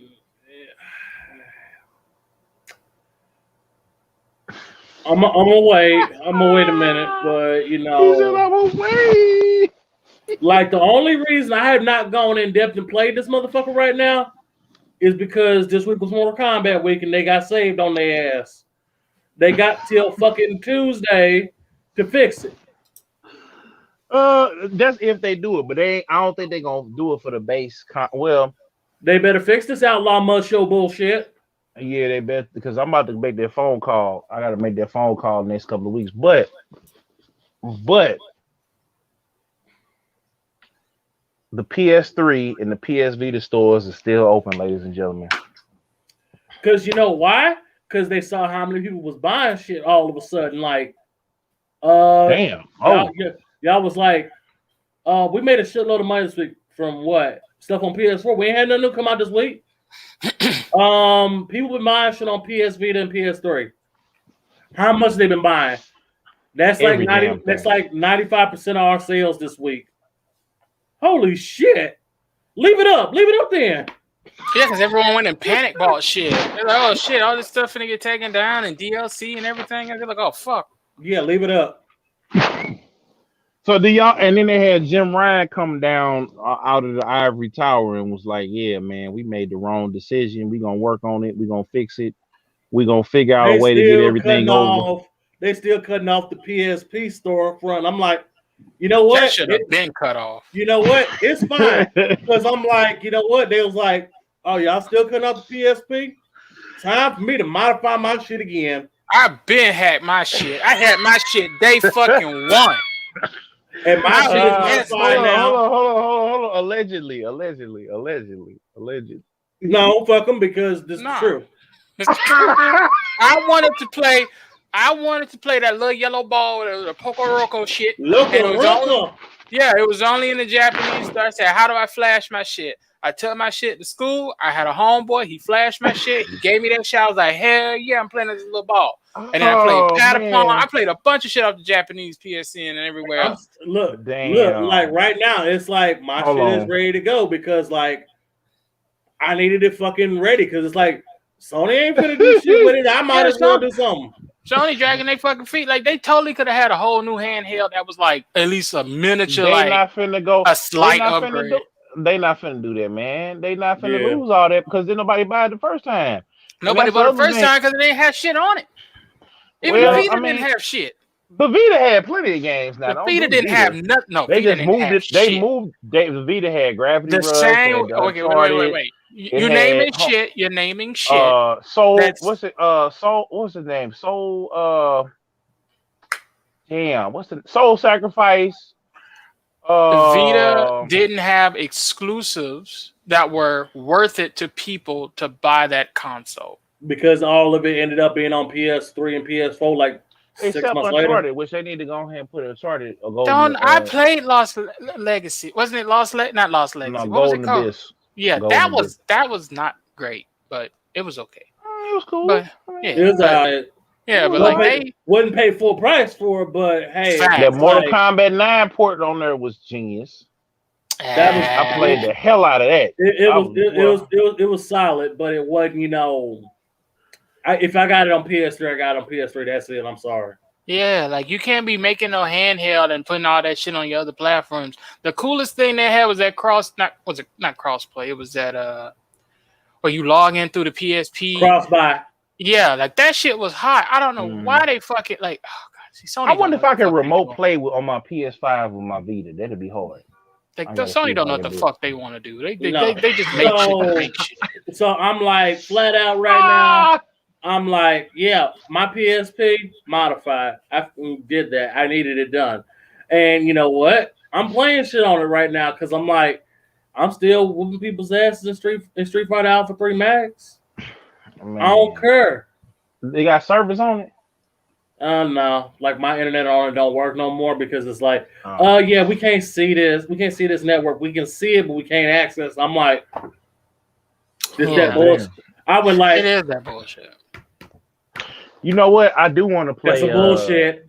Crisis Core. I mean, was it Crisis? Yeah, Crisis Core. Crisis Core is worth it. Yeah. Because I'm still like pissed at like Square. It's like, y'all should have been ported this motherfucker. What the fuck is y'all doing? They don't like money. No, they like money, but they only like money when it's actually like, hey. I think they rebuilding their game from. I think they rebuilding it from the ground up. Because like they have the thing they're doing. Because you can see that they done fucked up with everything else last year. Like we had Avengers that fucking failed. We got Outriders. It's not working. Put out that Final Fantasy 7 again. Money.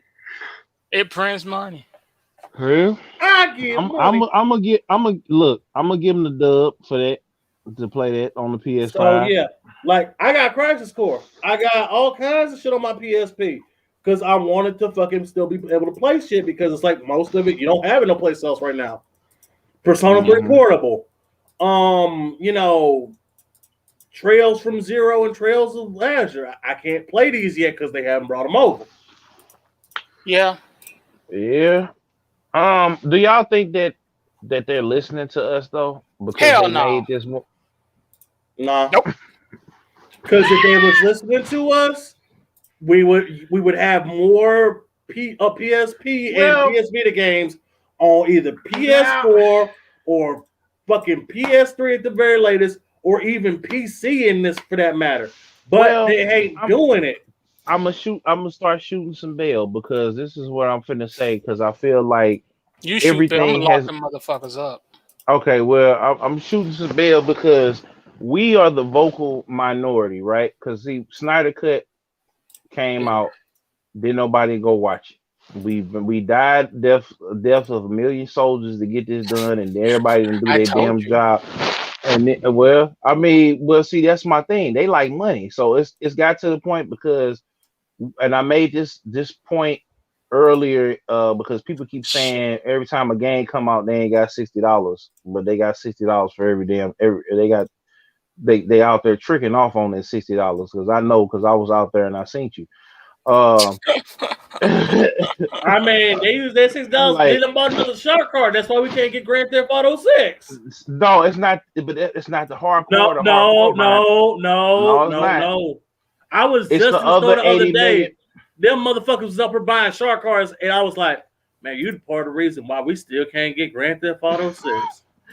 Hey, you walked out of there? I walked about her. I had on my Untitled Goose Game shirt. I don't play that shit. Dude, I'm telling you, I'm the fucking goose. I just wanted to go up there, go straight honk at his ass, snatch that shark card up out of his hand, and then take it someplace else so he couldn't use it. Because he's part of the problem. But this is what I'm saying. The hardest of the hardcore, because they're not hardcore gamers. They bought into their ecosystem. Because what they're doing now is they know, okay, if a person likes Call of Duty, they're going to spend money on Call of Duty. They're going to get the Call of Duty points. They're going to get the little packs. They're going to get the same thing with me and Fortnite. I didn't spend money on Fortnite. I like playing Fortnite. I don't know why, but I didn't got sucked in. I went and bought this. Where is it at? I went and bought this. One, y'all know I like comics, and two, I like Fortnite. They got a free skin up in here. Mm-hmm.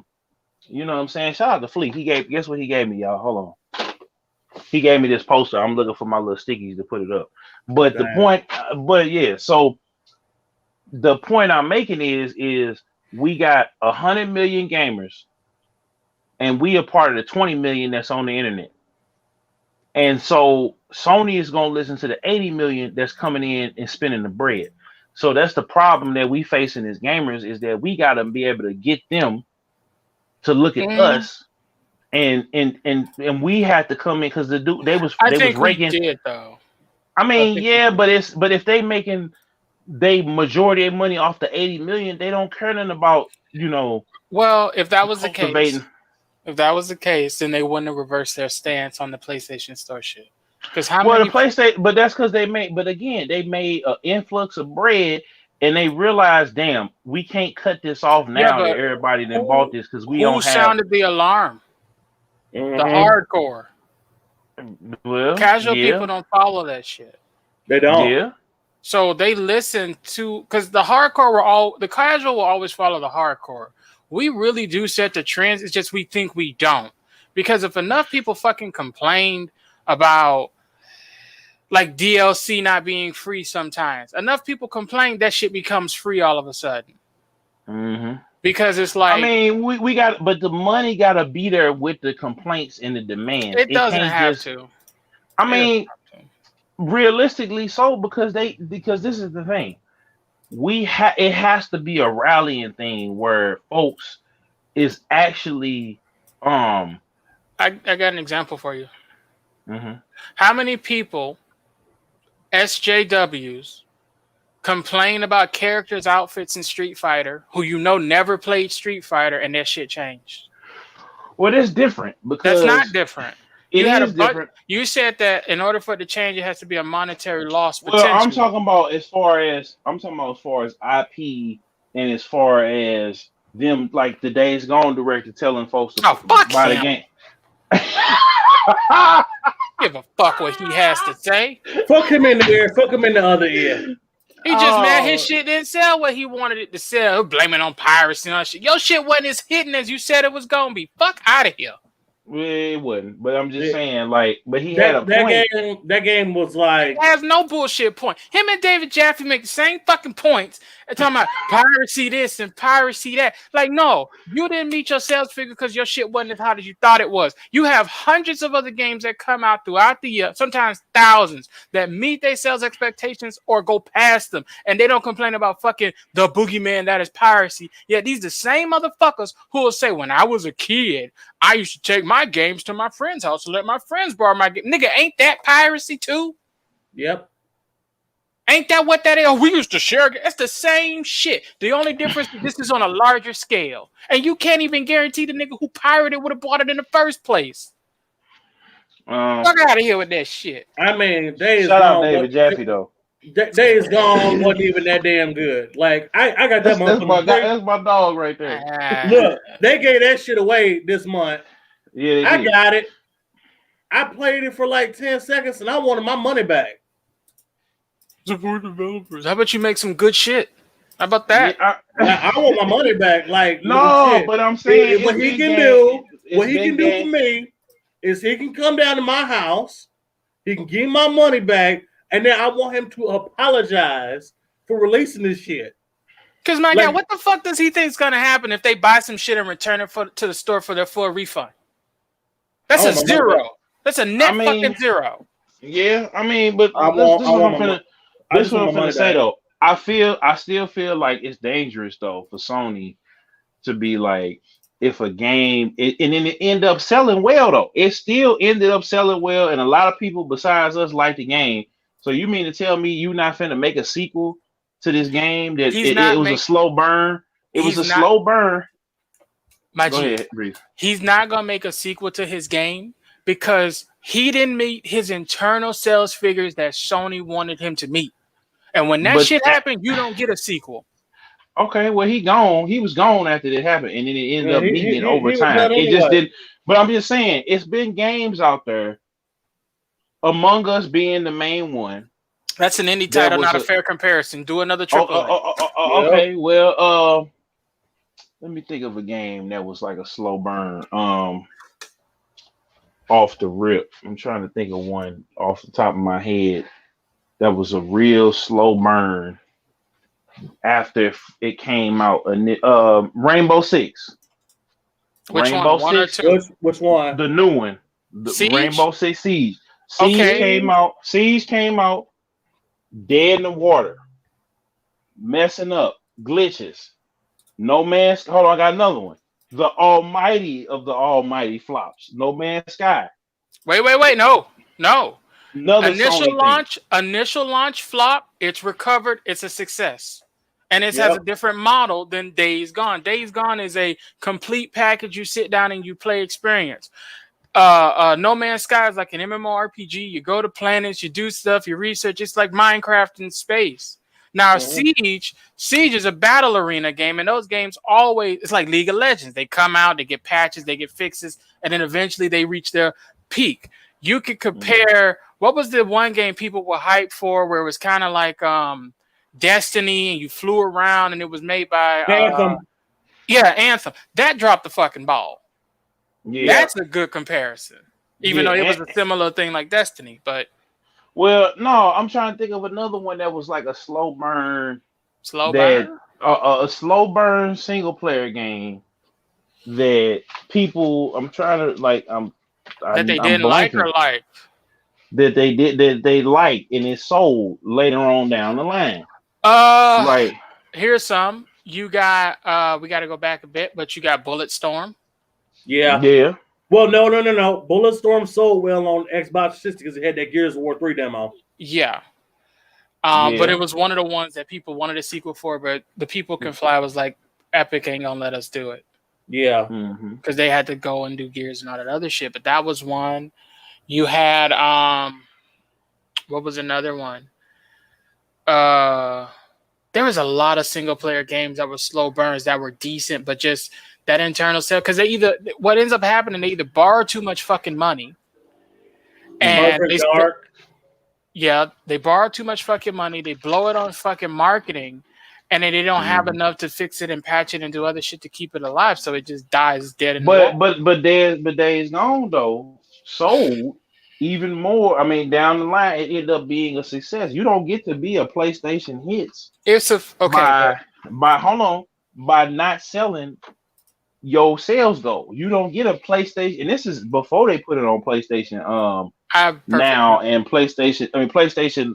Not PlayStation Now. Yeah, PlayStation Now, PlayStation Plus Collection. It's a PlayStation hit. Okay, it's got PlayStation hits on there. So you gonna call a game a hit and then don't give it a sequel? Like, come on now. No, you can. There's tons of games that gotten hits and not sequels that are PlayStation hits. I mean, here's the thing, right? Knack is considered. I mean, Knack got a sequel though. But anyway, Knack got a sequel. But that to me, Knack was a PlayStation hit. Here's the thing. Sony has different metrics for, like, I think a PlayStation hit is like 1 million units sold or something like that. It's like the fucking YouTube gold buttons and shit. But the internal sales figures is what they go by. At one point, they were going by Metacritic. But now here's an example. Remember when fucking Tomb Raider came out, this latest one from Square, and it did 1.5 million units, and Square was like, it still didn't hit our sales figures. Nigga, what? See, this is my point though. The danger zone with this is, hold on, y'all. The danger zone with this is we have a culture of that's business. But I'm just saying it's still out of this world, out of control. It is because it's like you telling me a game has to be dang near perfect and the dang near perfect score, and I gotta sell 5 million copies to make the money. It's the gaming industry has become the movie industry, basically. But so that's my problem. that's not our fault. They try to put it on us that it's our fault. Yeah, because it's really they'll say, oh well, we have to spend $100 million on the new GTA 5 No, they or don't. GTA 6. Yeah, they do. They They don't. try to put that on us and say, oh well, you gamers want better graphics and more multiplayer and all this other shit. And it's like, yeah, but at what point do we acknowledge that you have indie titles that are coming out with a 25th of the price and doing gangbuster sales? Well, see, the thing is, they want to, but see, they have built, they are so used to being rich. So I got investors coming in, and this is the problem that happened with Cyberpunk, right? They got people coming in that don't know nothing about video games, don't care nothing about video games. That's Warner Brothers. They was finna close NetherRealm. And then they walked it back and said, "Oh, wait a minute, no, we can't close them. They're making us too much money." That's so Cyberpunk one though. But that's what I'm saying. Cyberpunk is the prime example. That was because fucking that up. But I mean, but that's what it wasn't the devs. It was the publishers. No, it was not because they. Did you hear the earnings call? The earnings call was what? He literally said. They literally asked him, "All right, did you guys have enough time to get all this stuff done?" No. Why did you tell us you did? Because we wanted to put the game out to make a maximum amount of profits. Why didn't you tell us that this? Hold on. You know why that is though? Because they probably told them they letting us hear that so that the heat get off of Warner Brothers. But in all actuality, you know how it go. You know they telling them they lied.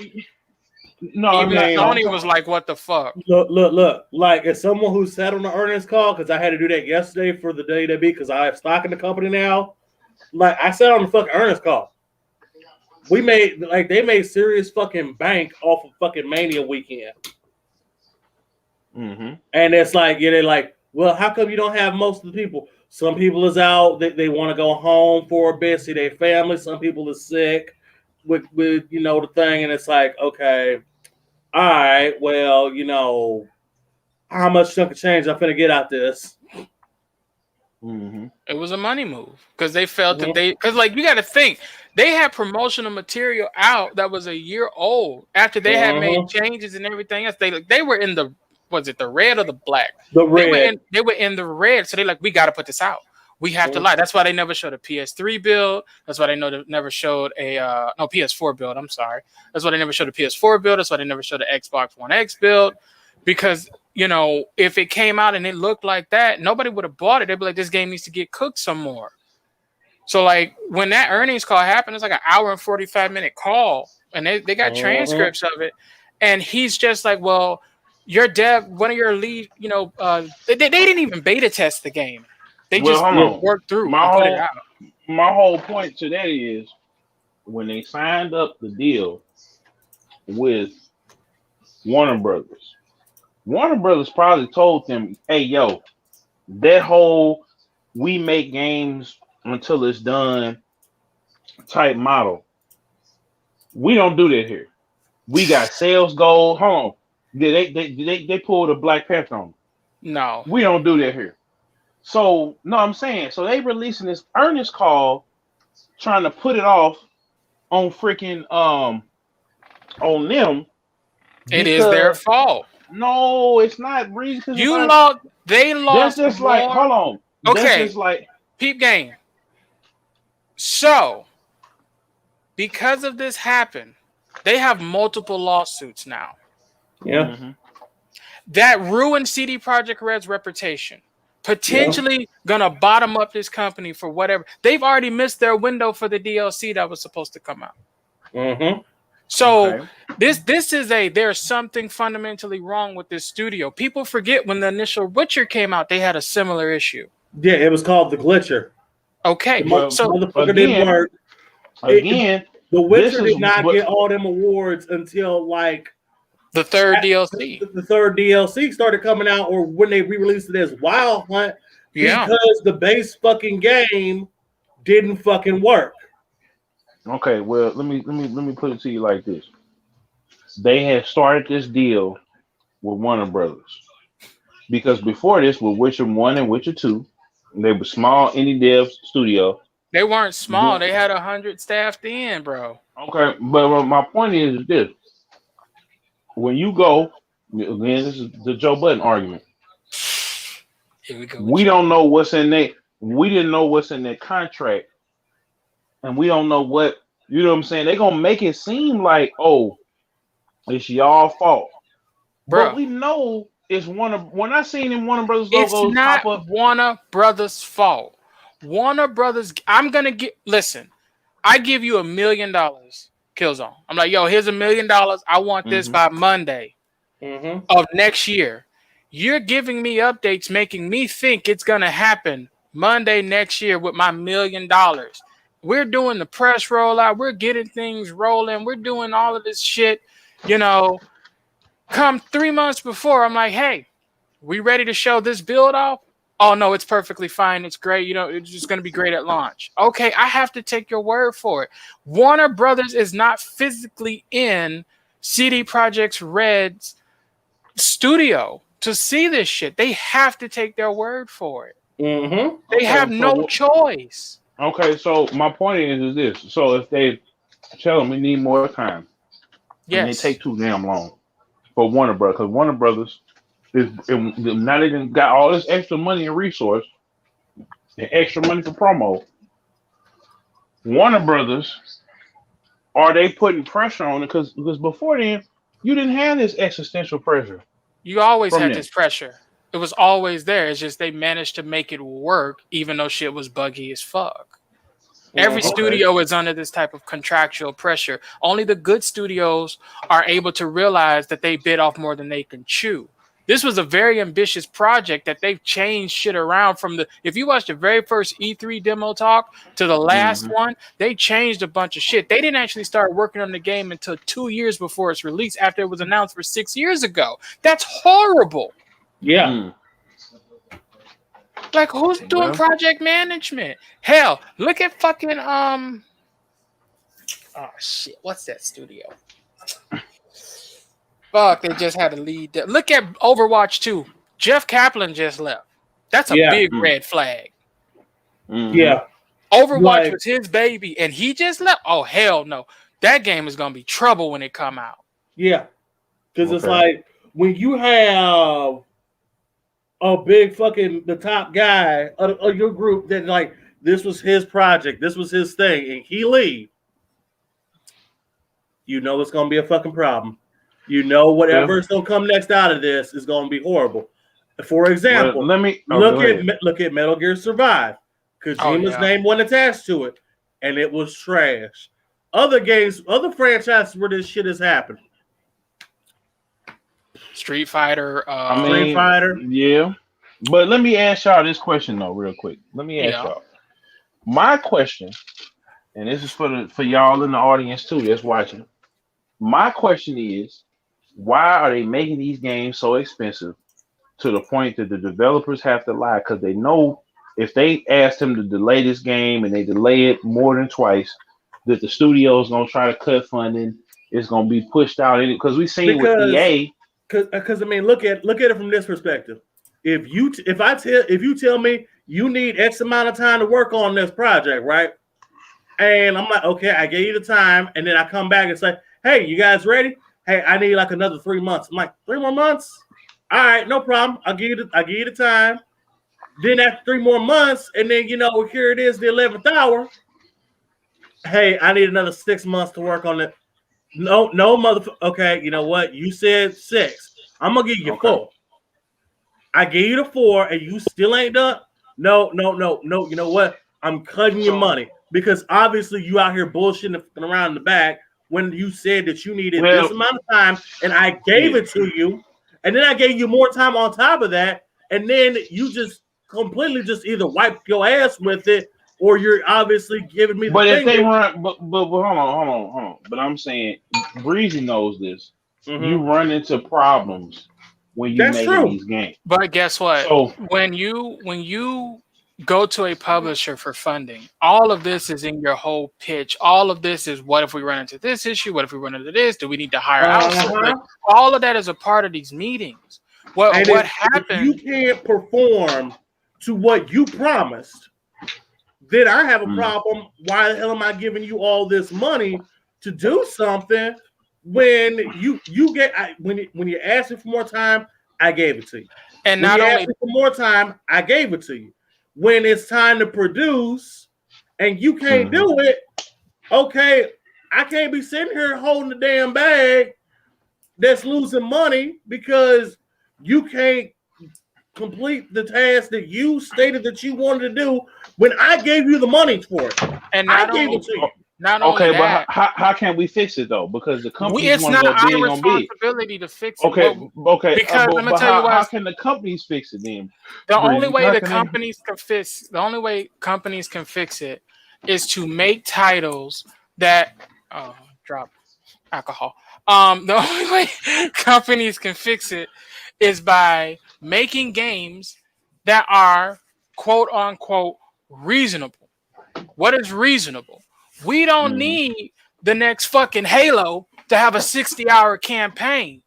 Yeah. 6 to 7 is fine. We don't need, Johnny Depp as, the voice actor fucking, like Claptrap. We don't need fucking Peter Dinklage to be the fucking eye thing and Destiny. Because that's these lines, some of these lines are $100,000 a line. A line? Ooh. A line. What did they sell a line? No, but I'm serious.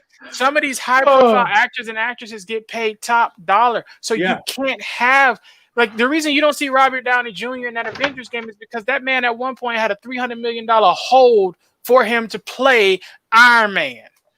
Just a hold, not for him to act or do anything. Just you can't have any work for the next few years. His $300 million sit on ice. So you're talking about on top of his asking price for each movie, and then which is why. Okay. So when you start looking at the money and where it's going and all this other shit, it's like you have to say, all right, I'll get me some average actors, some normal actors that are really good. I'll do a game. I want it to be 20 hours, but fuck it, we'll settle for like 8 or 9. You're better off doing that than what they always try to do. They figure the more names on it, the more money we spend, the bigger it is, the better the graphics, the more people are going to like it. That's not true. If your gameplay is ass, who gives a fuck? Exactly. Yeah. Ain't nothing we can do about that. It's just like with CD Projekt Red having basically, you committed fraud on Warner Brothers for this. Yes. Multiple lawsuits, $1 million lawsuits. You technically committed fraud. You knew this shit wasn't ready, and then you was like, well, we could clean it up with DS with the update. No, you can't do that no more. Because here's what happens. If they didn't release it, at that point, Warner Brothers potentially owns the studio because they have to pay Warner Brothers back. You have to pay them, and they don't have the money. So they got to put it out and say, fuck it. They only refunded 30,000 people, and over 100,000 people or more wanted refunds on PlayStation. And Sony didn't even know that they were issuing refunds. So now you've pissed off Sony. When you pissed, and Sony don't like to give back people money. They like to blanket acquisition. Once you had their money, never give it back. The overly confident Sony, nobody can hack our system. I remember that shit was great. And we got to give people their money back. How do y'all feel? Go ahead. Like when Sony is having to give people their money back, you know you have fucked up. Yeah. Sony was like, we ain't giving refunds. Then they're like, motherfucker. Because Sony, listen, they even lied to the Sony rep who came there, who was like, hey, damn, I'm dead ass serious. This is an earnings call. They were like, well, what bill did you show him? And they're like, we showed him the PS5 bill. We didn't show him the PS4. Hey, well, and you know that the PS4 install base was larger than the PS5 base right now. Yo, that shit was crazy. That earnings call. You really should listen to that earnings call. That shit was wild. Well, again, they shouldn't have went to Warner Brothers. They should have downsized. It would have happened no matter who they went to. No, but I'm saying they should have stayed independent. See, that's another thing about still independent, bro. No, but don't go to Sony. Don't go to Warner Brothers trying to get some extra marketing dollars or bread. It wasn't or publishing. Warner Brothers wasn't the issue because other studios have published games through all these other publishers, and that's not the issue. The issue was CD Projekt Red had an idea 6 years ago about what Cyberpunk was going to be, and over 6 years they changed the idea of what that game was going to be. And then the last 2 years, they had a mad Hail Mary pass throw. You know who else did this? Square Enix with Final Fantasy 15. Looking at you, fucking Nomura. Same shit. You mean what was Versus 13? There you go. And Agito 13 had to be turned into Type 0 and fucking 15 because he announced this shit with Final Fantasy Base 13 at the same fucking time back in like 2006. Yeah. And then it's like, like Versus and Agito never came out. Well, they came back out, but they were Type 0 and 15. And he was overextending himself with Kingdom Hearts, the fucking 13 saga, and then Final Fantasy 14, 1.0 being a just absolute shit show that, you know what, I'm going to have to bring on a special guest on that episode because she will go in on it. Yeah. Dang. Because she was there. Yeah. She was down since initial day one. 14. Initial 14 was horrible. She like will that go was in, going. She will go in on it. You know, I'm gonna have to get her on here because she'll go in on the episode about it because she was there. She still has her copy of 1.0 that when she had to start Realm Reborn, they had to give her so much stuff. Yeah. Because it's like, the game was fucked up and she was like level 20 something. Realm Reborn nearly bankrupted Square Enix, and then once they fixed it, it saved Square Enix. Yeah, it did because they were sitting on Kingdom Hearts, which wasn't producing the damn thing. Final Fantasy was in the toilet for the most part up until 15 came out, and then they was like, "Well, we got Dragon Quest. Yeah, you really ain't bringing most of them over here. Yeah, Dragon Quest didn't do the numbers they were wanting either. And then it's like, well, we have the Mana series. Yeah, that's tied up in legal limbo right now, so we really can't do nothing with that either. And it's like, you need to produce. That's why we got the Final Fantasy 7 remake, because they knew that was the effective, golden egg. Just give the ball to Michael Jordan. Yeah, basically. Hell, if they remade 12, 7, 6, 10, those are ones that 8 could bail them out anytime they get into some hardship. But go ahead. I think they're gonna do 8 next, but no, that pretty much wraps it up because I just wanted to get y'all feedback and opinion on that because that's pretty much it, man. I mean, we're gonna table this one because it's like I want to really get into this, but like I want to break it down by company, and we really spend time. We might have to just do a whole episode just breaking it down. And but I want to thank y'all for coming on, Breezy. It was a surprise for you coming on, man. Yep. And it y'all did kind of answer my question because I feel like they're going big on big, but at the same time, you kind of breaking it down to me about how the developers too be shooting themselves in a pinky toe. God, like on Harlem Nights, you know what I'm saying? Every time this happens, because I still love Cyberpunk. Like I still love it. I'm playing it on the Patreon, because of all the glitches, but it's getting there, and I feel like it's just once it gets there, it'll be great. But like right now, in this moment, it's like in 3 years, like Cyberpunk will be like Skyrim, and people will love it. Like my mom always used to say, your good name is the one thing that you have. When you ain't got that, you don't have shit no more, okay? Pretty much. That being said, your word is your bond. Right now, their name is synonymous with mud right now. CD Projekt Red. Mm-hmm. And the only person that they can look at and point the finger at is at a mirror. Mm-hmm. Because they have done this to themselves. We also got a Mass Effect game coming out in a remake trilogy.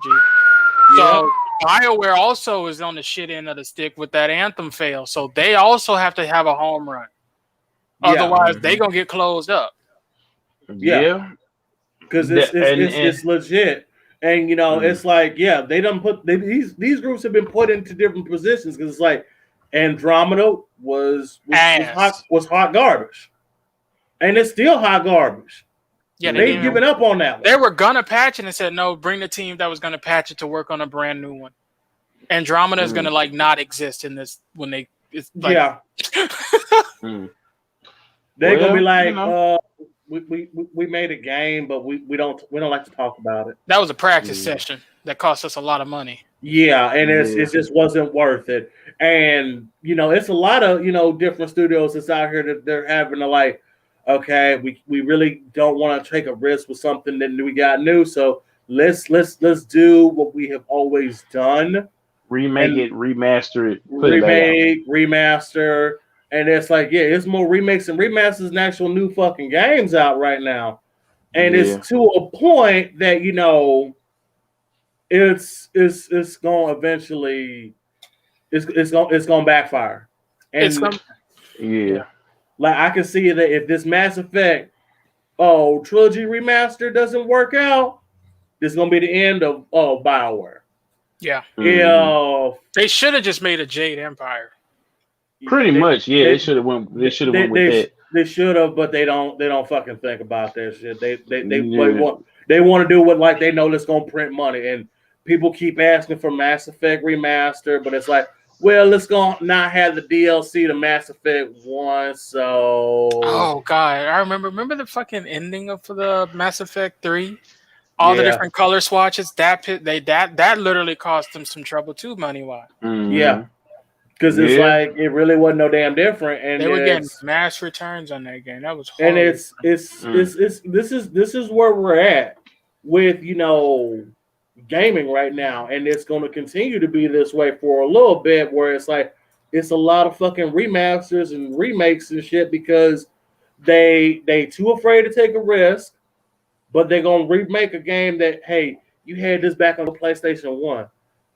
You can get this shit again for your PS5 or your PS4 or whatever. But we remastered it. And it's like, man, that's cool and all. But, I would rather have a sequel because I guarantee you, if Sony come out here today or tomorrow, they'd be like, we're doing remaster. We're doing a remake of Siphon Filter. I'm like, done. It's out of here. All right. Yeah. I'm gonna wait and see. But like this is just where we're the fuck at, because it's like, I already have this fucking game on my PS1 that I still have. So like I'm guaranteeing to you, because like Prince of Persia: Sands of Time remaster is probably it's indefinitely delayed. I don't think it's gonna be good. Yeah.